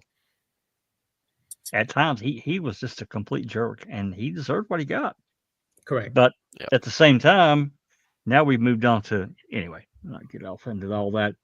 We've got another couple questions we can do right quick. From Corey, look at the statute. Play surveillance, or I guess that's supposed to be state play surveillance in 85. Can we confirm that they got Allen's permission to videotape him? Now I'm not sure about that. I mean, the surveillance in 85 on Gregory Allen, again, you can read the reports. It was not a 24-hour surveillance. They were keeping tabs on him.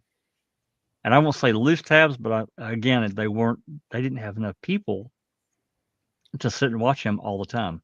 It was I think, multi times through the day, they would drive by his house and try to locate his car.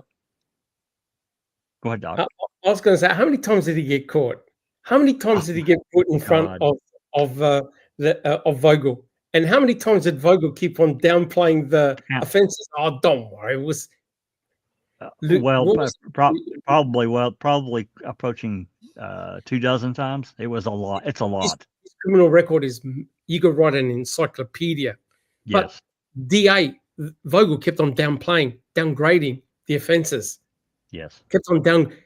And you think he's been caught, he's been released, and he's reoffending. And what he's doing, he's ramping up. Notice he's ramping up his offenses. And earlier, on the same beach, he lunged at that woman. Yeah. On the same beach. Yeah. That's right. About a mile from where the Brimstone attack was. It was in late 83 or sometime in 84. I can't remember the exact date, but it wasn't long before then. Yep, correct. So, all right. Now let's move on. We're at report 270, and this is monitoring of telephone calls from Dassey. The current date is, we moved back in this one to March 27th to the 29th. The report date, roughly a month later, Bassbender report. There's a lot of mentions here, various people. And I'm going to tell you guys something, because this relates directly to the Dassey calls. And I know I've talked to Doc and maybe a few others about this, but when Zoe made her original request, because nobody had requested Brendan's jail calls, this was several years ago. She requested the CDs from Calumet County and paid for the CDs. There are 54 of them, 55, something like that, whatever it was. They're $1 a CD, because I remember she told me about it. Well, and if you look at if you look at Kratz's report, and I say report, I mean his emails, discovery emails, these CDs are divided up per week. Now, we may not have a specific day. I don't know, because I've never seen the CDs, because what they ended up sending, now this is another part of the story. Of course, Zoe didn't want to have these shipped to Slovenia, because it would have cost, probably $300 to ship them there. It's crazy expensive. So I agreed to take them. So instead of sending CDs, they decided to just dump everything on 5 thumb drives. They're undated. I mean, as far as there's no metadata. The calls themselves are not specifically dated. They're just track 1, track 2, track 3, et cetera, et cetera. And so we don't know specifically based on those when and what. Now, some of them, yeah, we can get close, if not the exact date. However, these CDs that we never, those CDs we never got. There's also a report in here. This is what I'm getting to. That Fassbender specifically names dates of Brendan's calls, specific dates, and we didn't have this report before, so they had to know.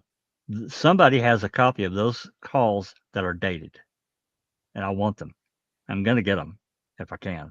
It's a nightmare. It is a nightmare. It's a so anyway nightmare. It really is, and it's so ridiculous that they would go to such steps to do this, to keep that just a little bit of information, away from, and it was never part of the request. She paid for the CDs, not thumb drives, and as far as I know, they never refunded the difference because the thumb drives were cheaper, and you can 5 thumb drives versus 55 CDs. Now I know it's easier for them, I get it, but still, burning a CD is child's play. It's nothing. Come on, man, it's nothing. Anyway, that's your phone. Let's back up here. Fassbender received from Investigator Wiegert of CASO 2 CDs containing recorded telephone conversations from telephone calls made by Brendan Dassey from the Sheboygan County Jail juvenile detention. One CD was dated March 27, 2006. The other CD was dated March 28, 29, 2006. Fassbender had noted the following.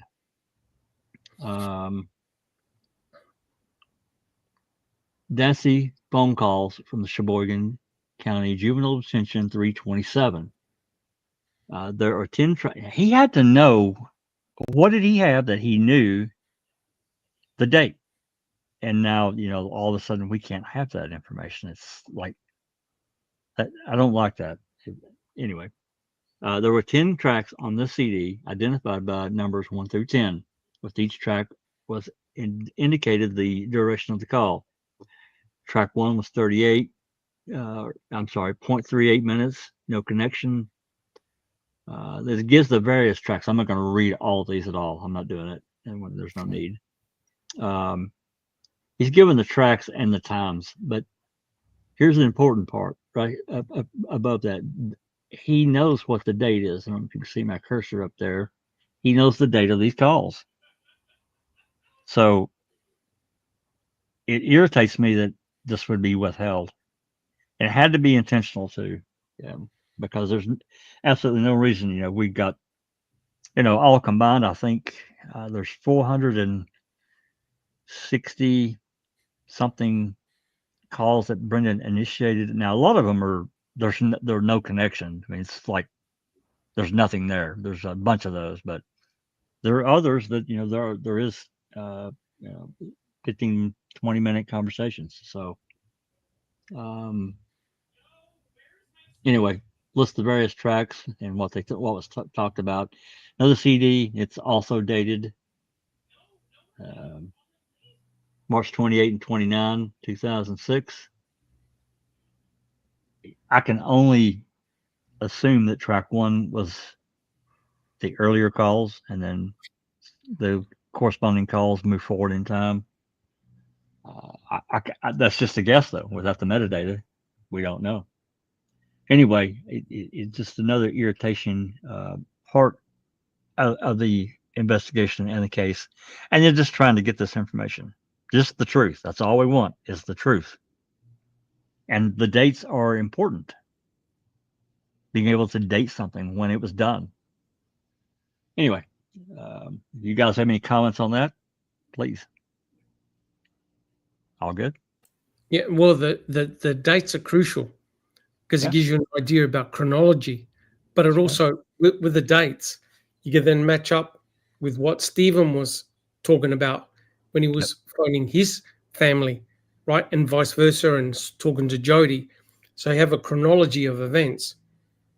And it's interesting that because they're not dated properly, it's very, very hard to put everything in a chronological order, which is a real shame. It is, and I don't understand the reasoning behind it, because the Sheboygan also used Evercom, just like Avery being at Calumet and Manitowoc, they also used Evercom. So the systems are the same, because they should be the same. I don't know why there would be any difference. It's the same company. They used a third party. So, all right. Anyway, 271. Let's see what we got here. Yeah, we'll do a few more, and then we can chat and get out of here. I'm going to try to keep this a couple hours or so and get everybody out so we can. I know a lot of people are watching. There's football on Sunday. So anyway, 271, contact with Candy and Marie / information. This was April 20th, 2006. Now, for anyone keeping track, this is probably the 5th or 6th contact that Fassbender has had with Candy since January, that we know, that we're aware of. There could have been other incidental contacts that we're unaware of. I don't know. With it, for someone that didn't testify, she's in contact with him a lot. Anyway, this is at April 20th. Looks like 4 o'clock in the afternoon.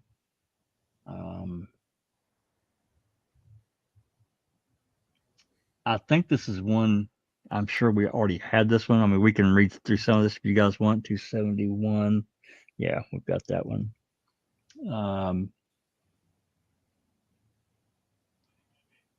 They talk about the computer. Oh, okay. I mean, it's up to you guys. If there's anything that jumps out or you think that would jump out, we can certainly read it. It's not a very long. It's only these couple of paragraphs here, and then the small paragraph. Anybody have any interest? I don't think there's really much here we can get from it. It's talking about like you said, the instant messaging and the computer. We know what that is. We've been talking about it. Good. Yeah. Okay. 272. Interview with Amy Lefebvre. This is a speech therapist. I'm going to guess this is at Brendan's school. I'm pretty sure that we had 272 as well. I don't think there's anything spectacular we're going to get from this one. Yeah, we had that one. We can take a quick peek. Thursday, April 20th, Fassbender contacted, and Wiegert was there too. Interviewed Amy Lefebvre, a speech therapist at Mishcot. Investigators had received information that Lefebvre had made some observations of Brendan on or about Tuesday, November 1st, 2005. Also present during the interview was Mishcot High School principal Debbie Knox, which we looked at her report last night. Lefebvre upon meeting with Lefebvre, Fassbender and Wiegert identified themselves to her. Lefebvre provided her home address, etc. Exchanged personal information. Lefebvre advised that she has Brendan Dassey at 8:15, which is in his therapy time. Am I saying her name right? Lefebvre, or is it Lefebvre? Anybody know for sure? Susan? Lefebvre sounded. Yeah, sounds right. Okay, works for me. Lefebvre advised that on Tuesday, November 1st, Brendan never came to speech therapy that day. Lefebvre advised that Brendan normally goes to speech therapy, even though he has his study hall at that time. Lefebvre was asked what she does with Brendan. Lefebvre advised pragmatics, yeah, and she indicated that is essentially working on his interaction with people and initiating conversation. More specifically, Lefebvre advised that she worked with Brendan and on Brendan asking for help, his vocabulary, his memory, which we know is terrible, body language, listening, and eye contact, which we know Brendan doesn't do well at all. Lefebvre advised that he is weak which I also noticed as I read it in my mind. I was like, oh, great, this person's helping him with his vocabulary. And then whoever wrote this report spells weak wrong in the next Well, sentence. that would be Fassbender. Yep. On those things, yeah. WEAK. Yep. The father advised that on 11/1, she saw Brendan outside the front doors of the school. She believed that this was about 8:15 in the morning. The father advised when she saw Brendan, he had his head down and he was wringing his hands.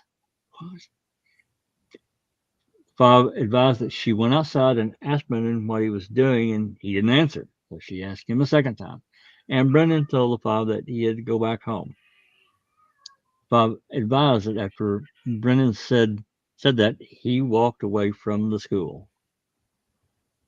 The father advised that she has worked with Brendan for 2 years, or the last year and this year.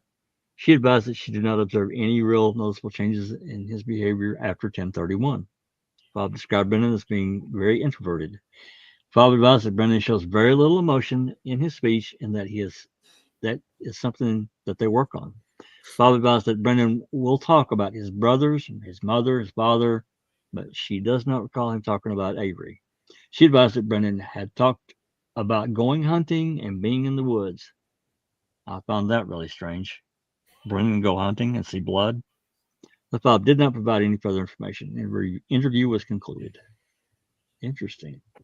Well, it's interesting what she said, that she didn't notice any changes in his behavior after October the 31st. Yes.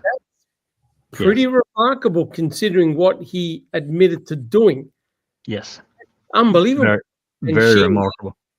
She knows his behavior because she's been working with him for 2 years. It says, no, he was the same. Yeah. It is interesting.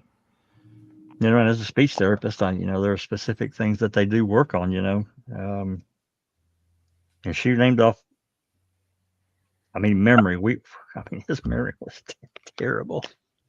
But then again, we've talked about it before, them doing these interviews, 3.5, 4 months after the fact, who the hell can remember specific details, especially if you got other things going on. Again, if it's not documented, you're going to make a mistake. See it time and again. All right, 273. The occurrence date was 4/21, and the report was actually written 4 days later on 4/25. Fassbender and Wiegert. Obtaining service, search warrant, transfer of evidence. Okay, this is when they came to the Dassey house and took the hard drive. They took maybe a few other things. I can't remember. Some discs, music discs. Yep, there they are right there. That's right. It says one, but I thought there was several. There was more. Yeah, I thought there was like 7 or 10 or something like that had Blaine and Brennan had music on. But I'm not. Anyway, we don't need to read through all this. We know what they did. They got the hard drive, and I think this was handed off. The hard drive was handed off this day, or maybe the following day to, maybe it's in here, to Veely. Fassbender made a cursory search of the bedroom and each bedroom, as well as kitchen area, located 12 CDRs. There it is. It was 12. Yonda and Blaine indicated the CDRs contained primarily music, which Blaine had copied into CDRs.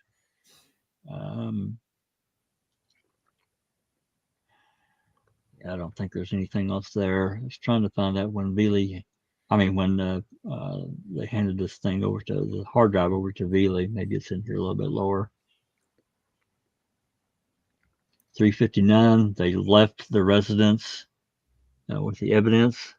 CDRs had been placed in paper bags, and the CPU was taken as it was seized. Evidence was placed into the back seat of Fassbender's vehicle.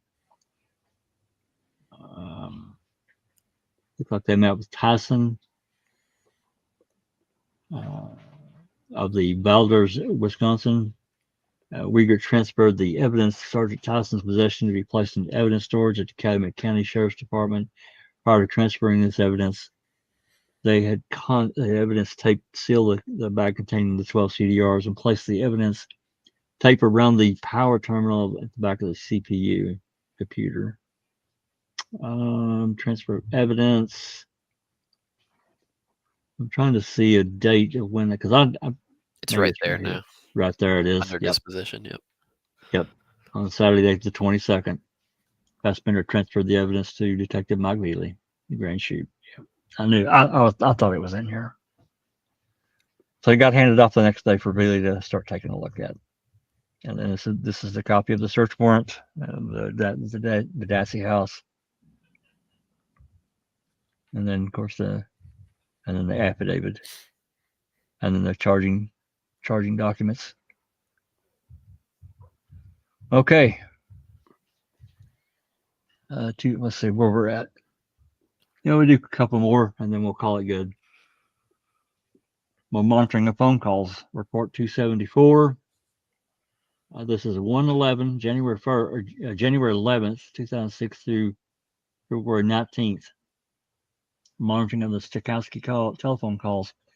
I want to mention something else about the Jody phone calls. There's I don't know how many for sure, but there's about not quite a month. Let's just say 3 weeks or so from December 10th, roughly, through here, January.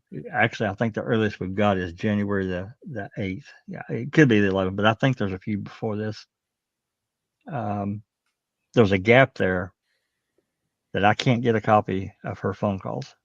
I've tried numerous times. I'm going to try again. From the end of December, well, from the 10th of December till roughly January 8th or 9th, we know Jody used the phone. There's no doubt about it. Yep. But I've yet to be able to get a copy of those calls.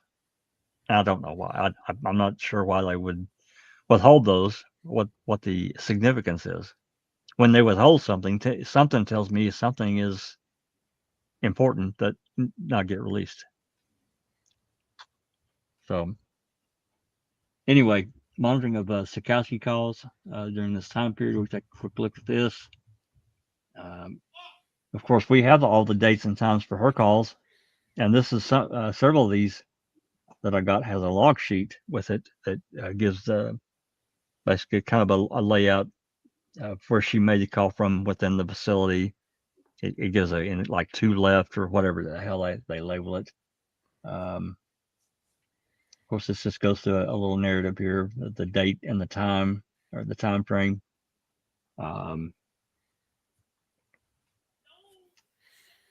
Date, time, and how long the call was. Let me restate that properly. And the next CD, 120 through 124.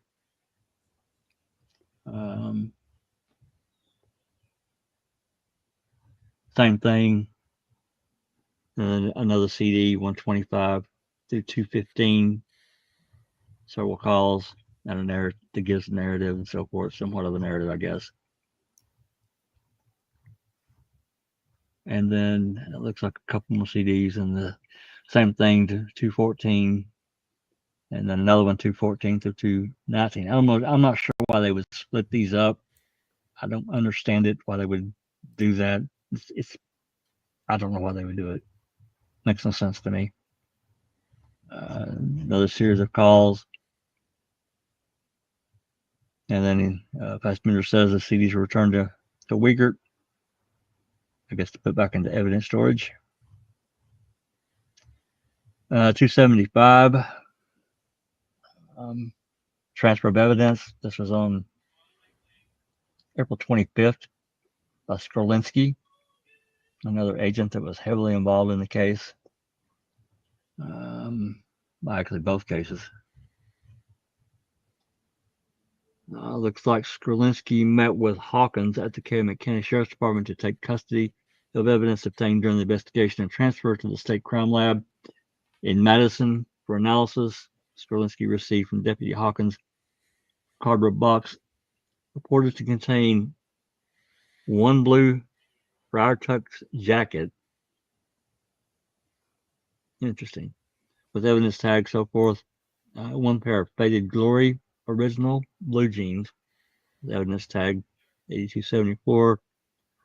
These are believed to be the clothing of Brendan Dassey and being transferred to State Crime Lab. It gives the other, or gives his receipt number that they do from the DCI. So it looks like items of clothing just got transferred to the lab. And then I'm guessing this is another letter from Hawkins requesting DNA and so forth. That we never had any of these prior to this release, so it's good to see these. Yeah, it's signed by Hawkins there. But do you notice what they're asking for? DNA and trace evidence. Yeah. In other words, they want to find any forensic evidence linking his clothing to the murder of Teresa Hallbach. That's right. And what did they find? Nothing. Goose egg. Not a thing. Zero. And he's meant to, with those clothes, meant to have cleaned up Teresa's blood in the garage. And he's at a burn pit witnessing a cremation of Teresa Hallbach, and they found no trace evidence on him or blood on his clothing. Zero. That's pretty good. That's pretty good. And at least one of his tales that he told, he's saying that they had rags first, I think, to clean up, wipe up this blood. And Stephen said, "I got to go throw it on the fire," and somehow he didn't transfer any of that blood. I'm guessing that he described this relatively large puddle of blood, no matter where it was in the garage. He carries it out to the fire, and he didn't get any on his clothing at all. That's really difficult for me to really believe. And then I think another story, he said they used Teresa's clothing to clean up the blood. Same thing, you get a liquid like that, with whatever various chemicals they said Brennan alleged that they used to clean this up, so it's going to be runny.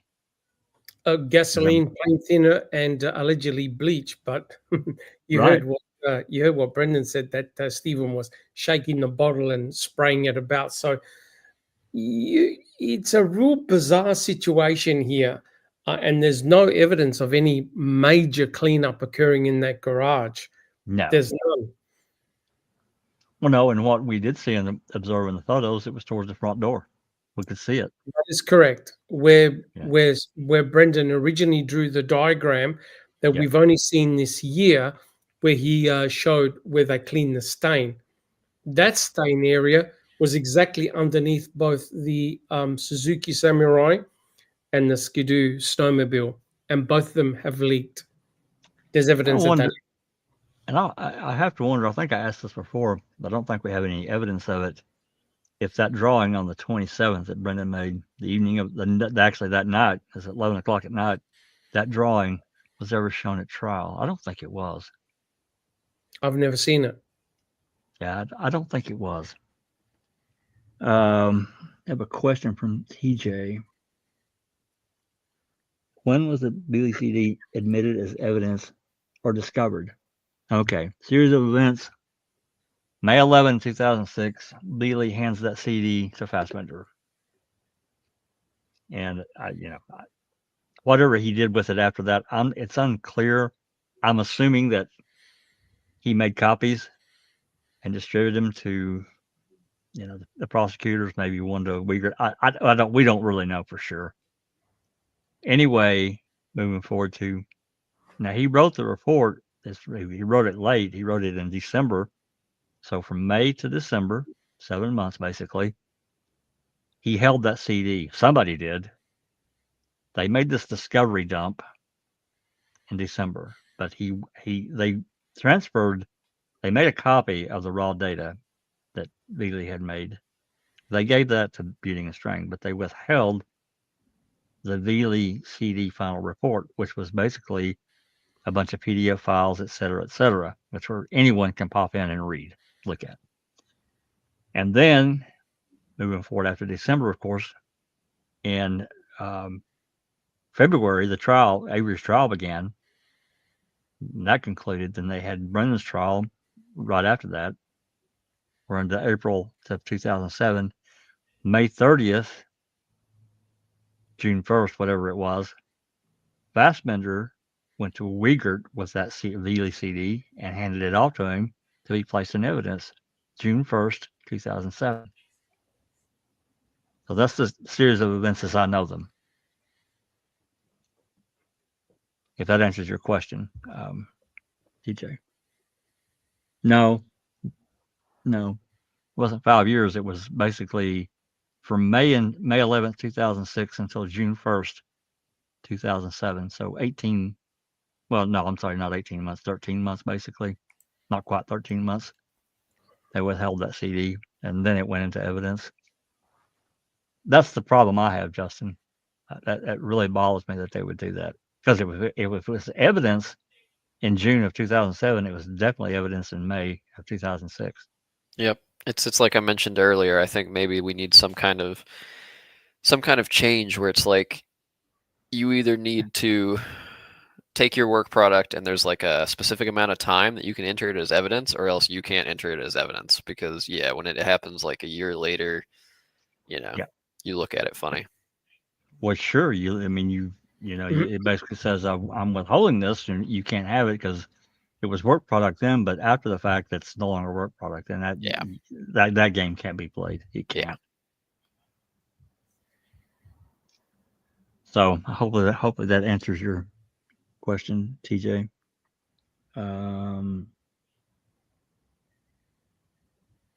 Welcome back. Something to talk about with Broken Justice. Yeah, it bothers me too. It really irritates me that they would play this game. I'm like everybody, well, most everybody else, I guess. Maybe not everyone. I just want the truth. Anyway, let's move on. We'll do one more. We're pushing right at 2 hours. 276 activities, May 22nd to the 24th. Report was made on the 24th. Telephone contact again with Candy Avery.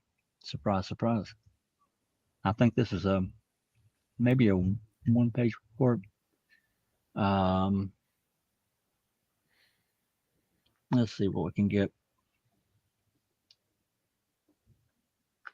Candy Avery, telephone Fassbender at the Appleton DCI office. Avery asked Fassbender if she could view the video recording of Brendan Dassey's interview. Candy advised that she had been speaking with Brendan and his mother, Barb Yonda. Essentially, Fassbender told Candy she would have to obtain Brendan's authorization as well as Barb's to do so. Fassbender recommended that she do that and accompany Barb if Barb makes arrangements to view the recording. Fassbender advised that he would also check with Investigator Wiegert. Why does she want to look at the recording? I don't really understand it. Wednesday, May 24th, Fassbender telephoned Candy Avery on her cell phone. Fassbender asked Candy if she had spoken with Barb about viewing the video recording about Brendan's interview. She advised that Barb had not set anything up. Fassbender asked why Barb was flip-flopping so much.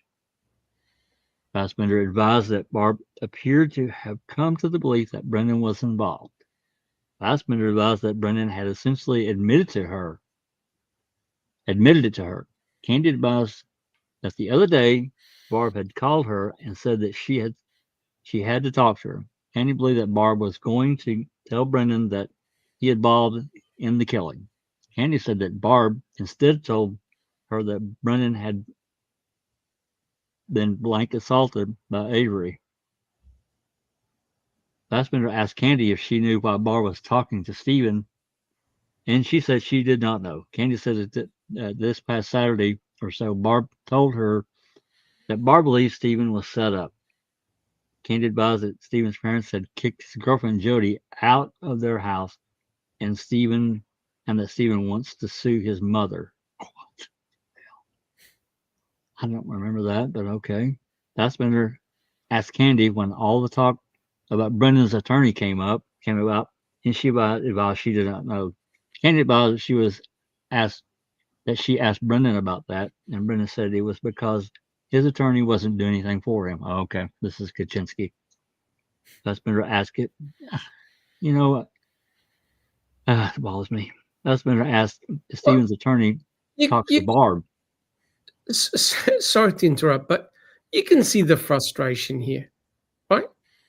You got a co-lead investigator trying to solve a murder, right? And what's he doing? He's getting the family involved. He's meddling with the family. Yep. The family is at war with itself, and he's trying to get insider tidbit information, and he even asked the question, why is Barb flip-flopping? You can see what they're doing here. They want a uniform, unilateral approach to Stephen's guilt. And he even asked, why is Barb talking to Stephen? That's right. Can you see the utter shit show that this has become? And who's the main player in this? Candy Avery. That's right. She's the conduit. The conduit with Candy, with talking with Brendan and also with Barb. The conduit of Candy talking to the investigators. No wonder Stephen went bananas, right? Yeah. How she We've got a couple.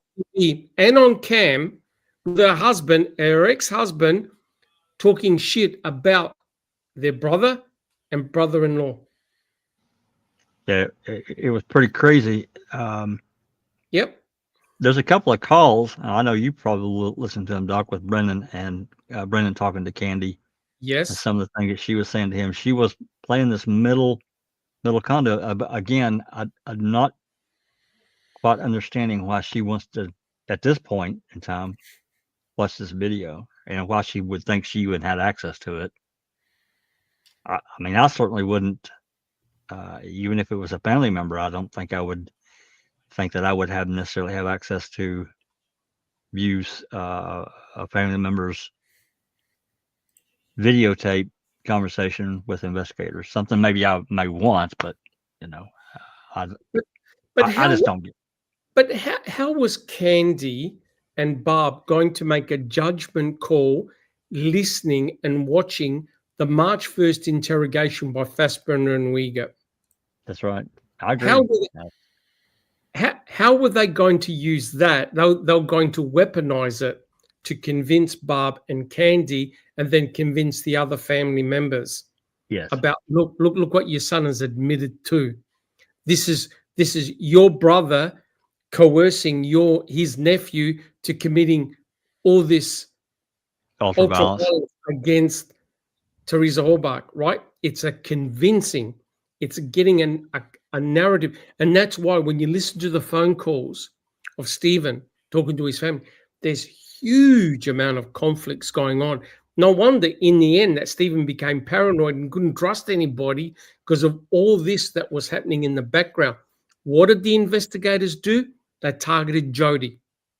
Remember what they said to Jody? What Uyghur and Baldwin said, you want your daughter anywhere near Stephen? How do you know he's not going to end up killing your own daughter? And you're thinking, what the hell? So they're trying to flip Jody. She basically said, do not contact me anymore. Who is the next person down the line that they then targeted? A 16-year-old mentally challenged child with no legal representative right next to him. And the kid's still in prison. Both times. He didn't have anybody. And he even had a lawyer, the second time that wasn't there. Because he would have had to shut it. He would have had to shut it. He's working for the state. They're working for the state. Now, even Justin has to realize that that's not right. When your own attorneys are working on behalf of the state and presenting their client as being guilty, and they're not deep diving into the forensic evidence, they're not deep diving into what Brendan recalled to say, is this kid telling the truth? Was it all bullshit? No. Their assumption was Stephen was guilty, Brendan must be guilty. Brendan gave them the blueprint. Here you go, Mr. Kratz. Here you go, Mr. Fassbender and Uyghur. Here's my client. He's ready to admit. There you go. Let's do a plea deal. Boom. Thank you very much. Well, even O'Kelly in the 2010 hearings admitted that Yep. their goal was to get evidence to convict Avery. That was Uh-huh. their goal, and they Yes. didn't care. They did Correct. not care that Brendan got screwed at Nope. all. In my opinion, when they saw the case, they realized in their minds, I'm not winning this case, and they had two choices. I can either continue with what my client wants, or I can continue with what's going to look better for my career. And they chose what looks better for my career, and that would Yep. be a confession and a plea deal. Yes. Yes, that's right. Yeah, they weren't the best. No, and that comes through loud and clear when you look at the 2010 post-conviction hearings. That comes out loud and clear. And to echo what Justin said, to their minds, they did nothing wrong. No. They bear no guilt. They bear no guilt, none whatsoever. Nope. I agree. I completely agree.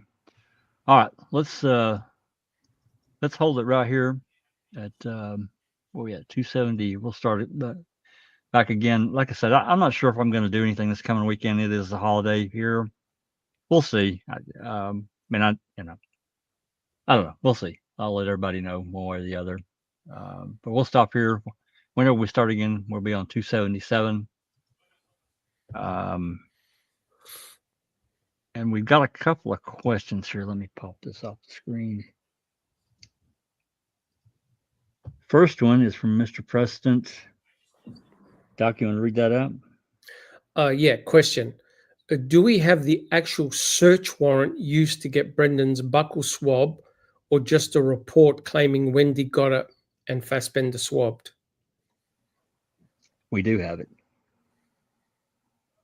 And actually, I think I'm not sure that we had it prior to this DCI report, but it is in the DCI report that we have now. Yep, I remember Yeah, seeing it. it- I also yeah. got his prints as well. Yeah, it's an attachment to one of these reports. Again, I don't remember, Mr. President, if we had it prior, but we definitely got it now. Yeah. So let me get that off, and then where's my next one? Yeah, here it is from Kansas Boxley. Justin, you want to read that one out?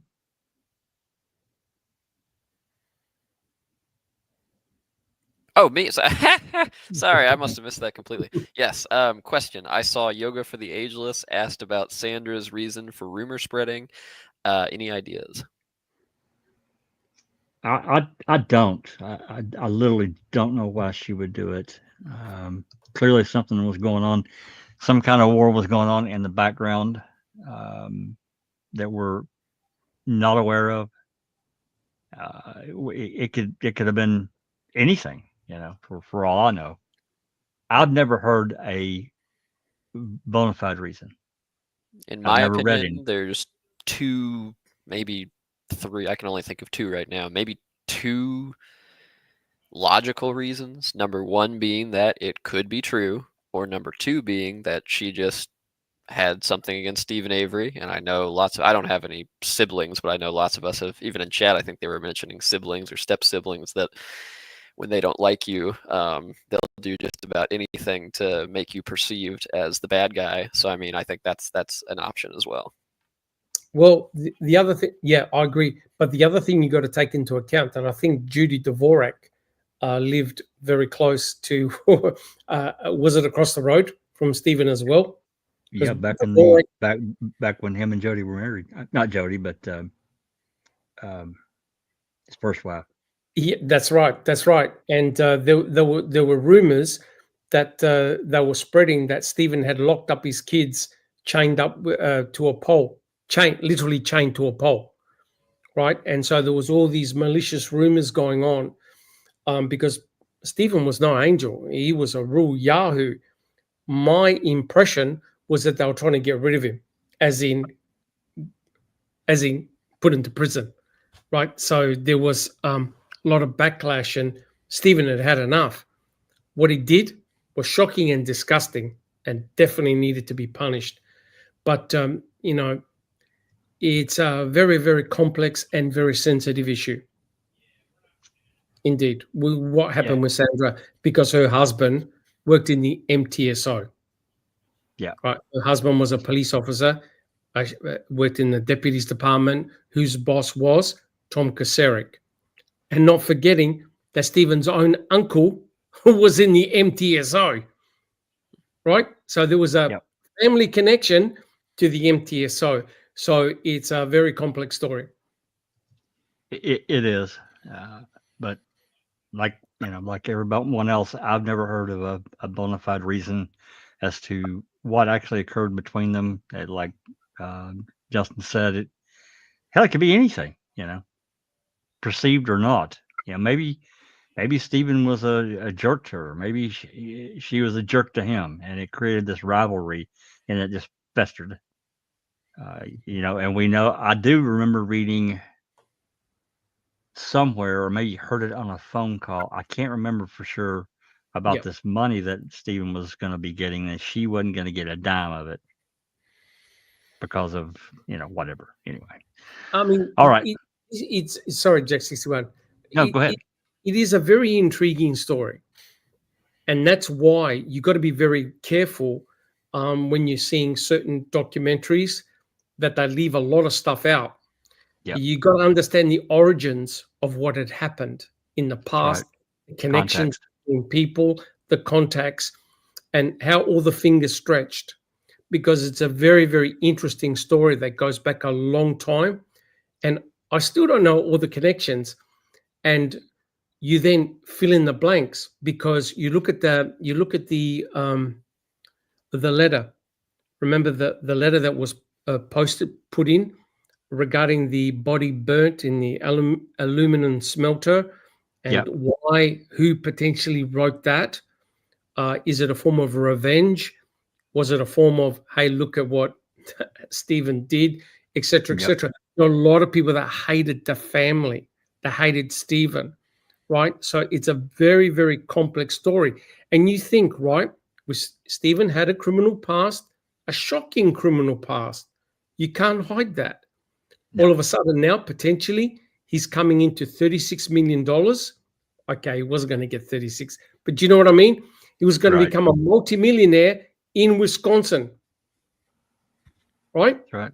And he's pointing a finger directly at the sheriff, the ex-sheriff, and the district attorney. This is not a good thing. I'm sorry. For the community, it's not a good look. And furthermore, if Stephen had been successful, I'm sure even Justin will agree, it potentially could have had a domino effect into, okay, what's Kacerik and DA and the DA Vogel been into? Let's have a look at all their cases. Because remember what happened with that drug scandal one, Jack 61, right?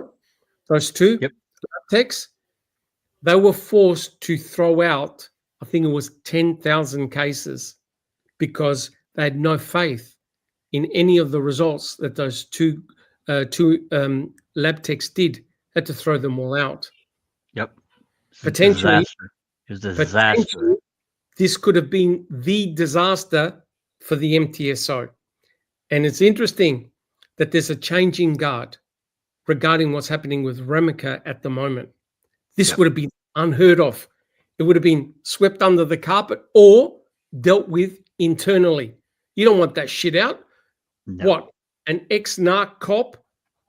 No one knows where the money's gone? Yeah. Right. Hey, speaking of that, I personally think they need to inventory every speck of evidence associated with those drug cases, because if the money's gone, are the drugs gone too? Because drugs can be sold for money. Yep. So I personally think that entire thing has to be audited. And you can't just say, well, Uyghur was too dumb to keep a spreadsheet or whatever, a tally sheet, and these cases. No, you got to look at what drugs were taken as well and seized. Yeah, I think we've reached the tip of the iceberg here. I really do. And it's interesting. There must be a changing guard. I think certain officers have had enough of all the scrutiny that's on the MTSO, right? Yeah. because it's interesting that I remember we discussed this, Jack, 61 years ago.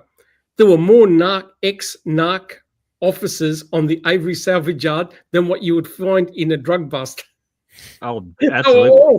They were all ex-narcs, and they all happened to be on the Avery salvage yard. And you think to yourself, well, this is really, really interesting. And remember back then in 2005, they had a huge drug problem and sex trafficking, right? And don't forget Sean Rudy, right? What he did to his wife, and that he was on a bender on a crime spree, high as a kite. Yep. He was. Very, and that occurred within 12 days of Teresa going missing. Yeah. I mean, I think, to be fair, I think that, most departments have their share of issues one way or the other, but this issue with Remaker, I mean, it honestly, it shocked me. I'm not to say that Remaker was the best cop, but he always come across as at least trying to do the right thing, whether that had some tilt to it, I'm sure it did towards, law enforcement, and that's fine. I get it, but this is just crazy. This is out of the blue. It is. You think? Again, Go ahead, Doc. I was going to say, you think of all the indiscretions that would have occurred in the MTSO in the past, right? People taking evidence home, people putting evidence in the fridge, and all sorts of. Oh officer, I don't know where those drugs have gone, or I don't know where that piece of evidence is. Remember, people even lost the bloody evidence key to the locker, and you're thinking to yourself, but all that's handled internally. You don't let that shit out in the community. No. This guy is very brave to say, Remaker, where's this money, mate?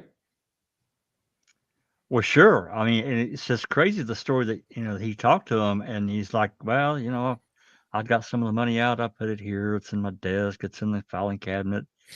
And you're thinking,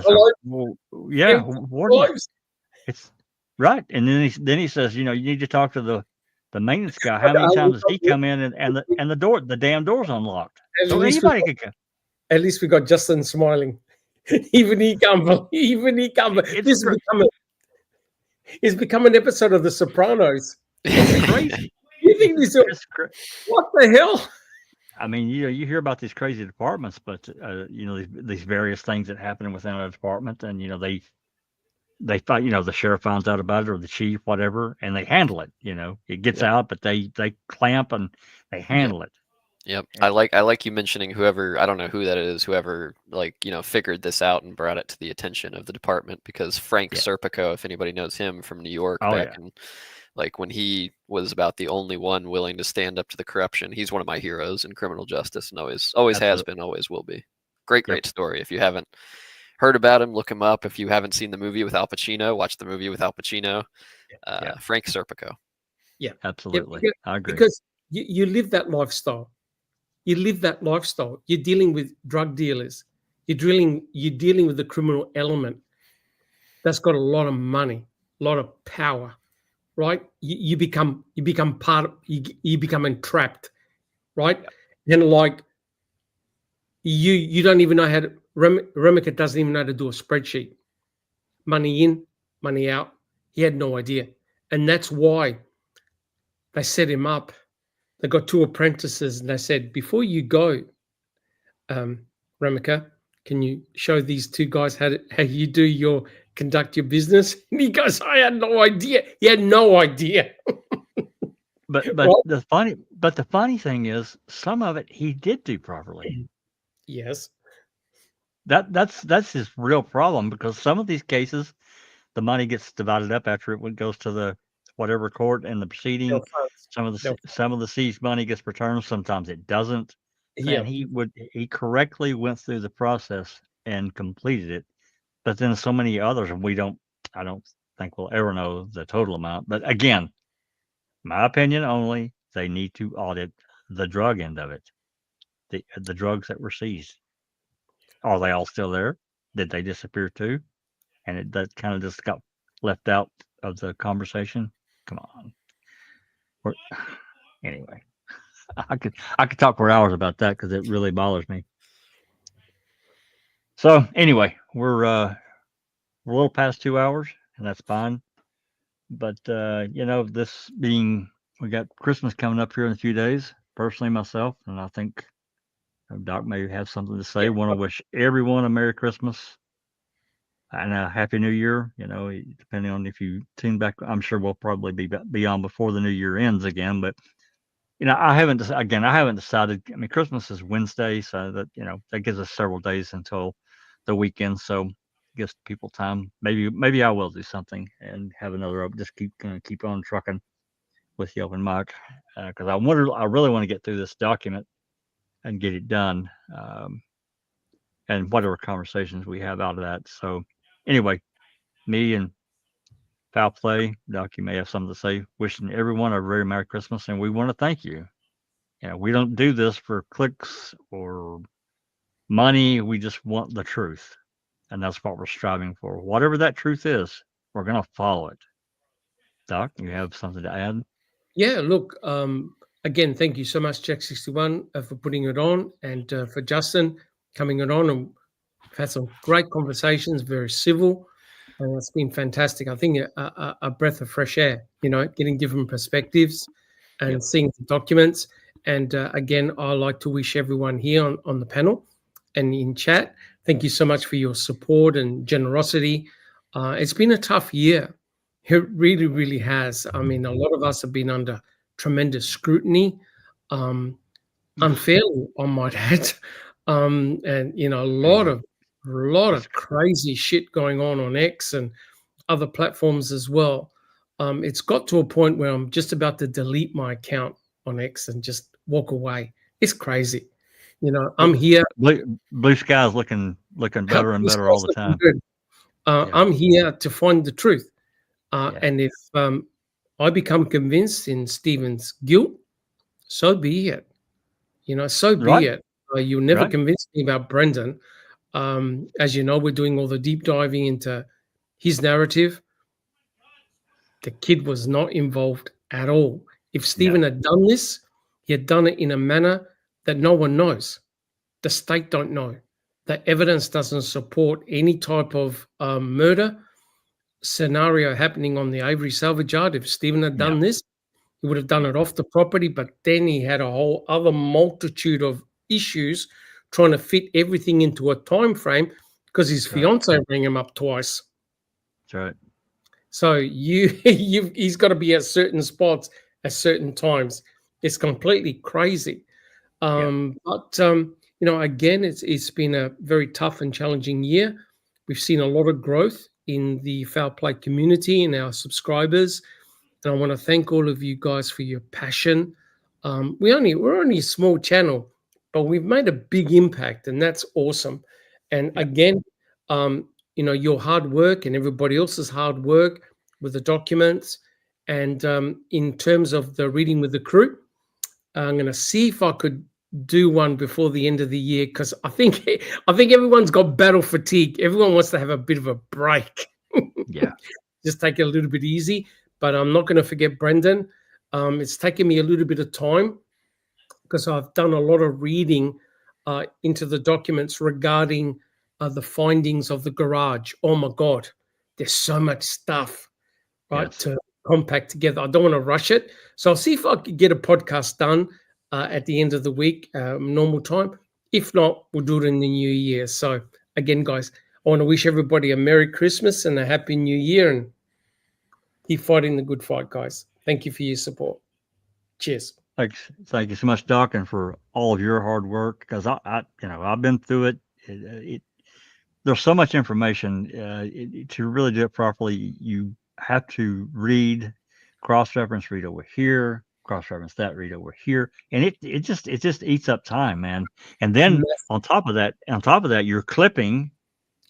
At least certain portions, to tell a complete story of what we, and this is just coming from what their reports. This is from the state, so it really chews into your time.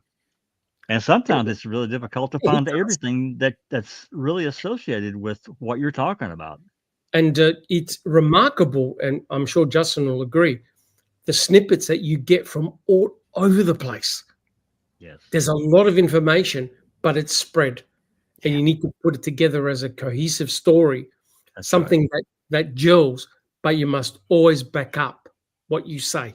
You must Yes. always present the original information so people can see it, read it, go off and go get the DCI report or case report or transcript or video, right? It's very important to document it. That takes time. It takes time to do. It's taken me more time to do these than when I used to do lectures, right? Because it's Of a course. huge amount of stuff to synthesize together And it's scattered. That's the problem. It's scattered. everywhere.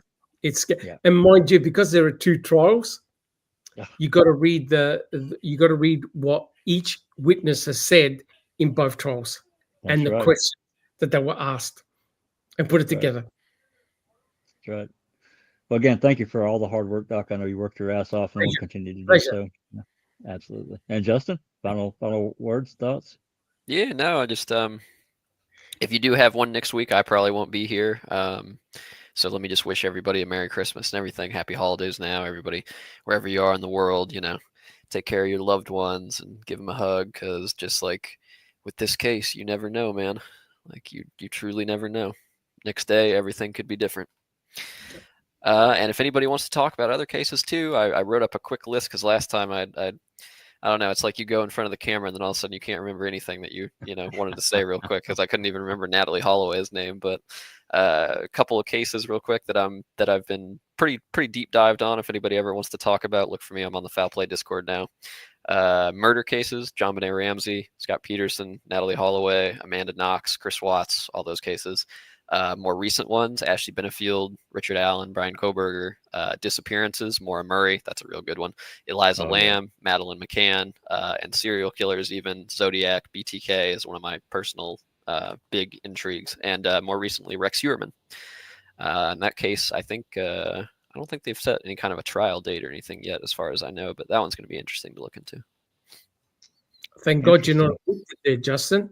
Yeah. Yeah, exactly. George's. If I missed your question, I apologize. Write it down, whatever it is, and we'll get to it next time. I promise. I'll try to glance back and forth at the live chat as we're. Oh, wait. It looks like it Here was it is. why Steve. Oh, there you go. Yeah, while Stephen was not in jail when Penny Brimson was assaulted, he bonded. He was bonded out, Yes, correct. He was on waiting bail. trial. Correct. And then the Bernstein thing happened, so they rolled it kind of all up into. It wasn't the same case number, but they kind of, as Doc said, they kind of homogenized them at the sentencing. Correct. So,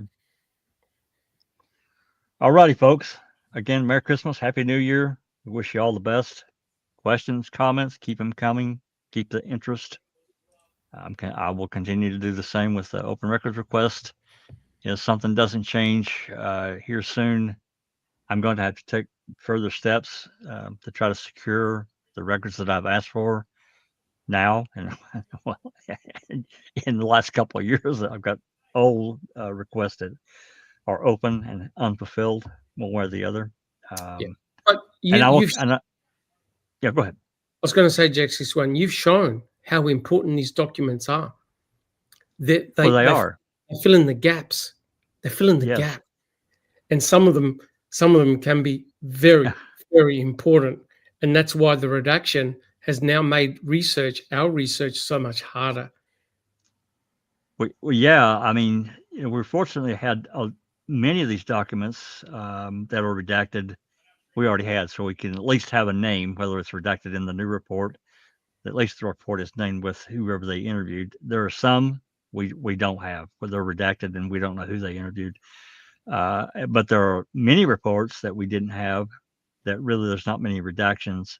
So I'm thankful we got them, but man, it's made for some interesting kind of, I won't say necessarily discoveries, but the way that how lax they were about reports getting turned in. It's crazy to me. Again, I mentioned that at the I mentioned at the beginning how lax they were about turning these reports in. Under your scars, this question still there, Jack. I'm not sure what under your scars is talking about. Did I miss another question? Oh, yeah, he made bail, Georges, on the Morris case.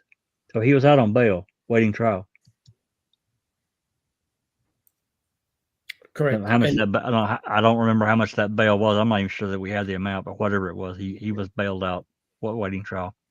and remember, he was home pouring concrete, and he had Yep. 16 material witnesses. That's right. I didn't believe Many any of of them. Many of them non-family members, had Yep. no dog in the race. Yeah, and that's why you need to be scared. Everyone needs to be scared, even when you have witnesses that can account for you where you were Yep. for the entire day. That's not good enough. Yep, Especially you're lying. if you're accused, All of you lied. especially if you're accused of a violent attack on a prominent citizen in Manitowoc, you're dead. You're dead meat. Absolutely right. Good All right, point. guys, I'm gonna get us out of here. Thanks again. And with that said, let me tell you one more time. This has been a Foul Play production. See everyone.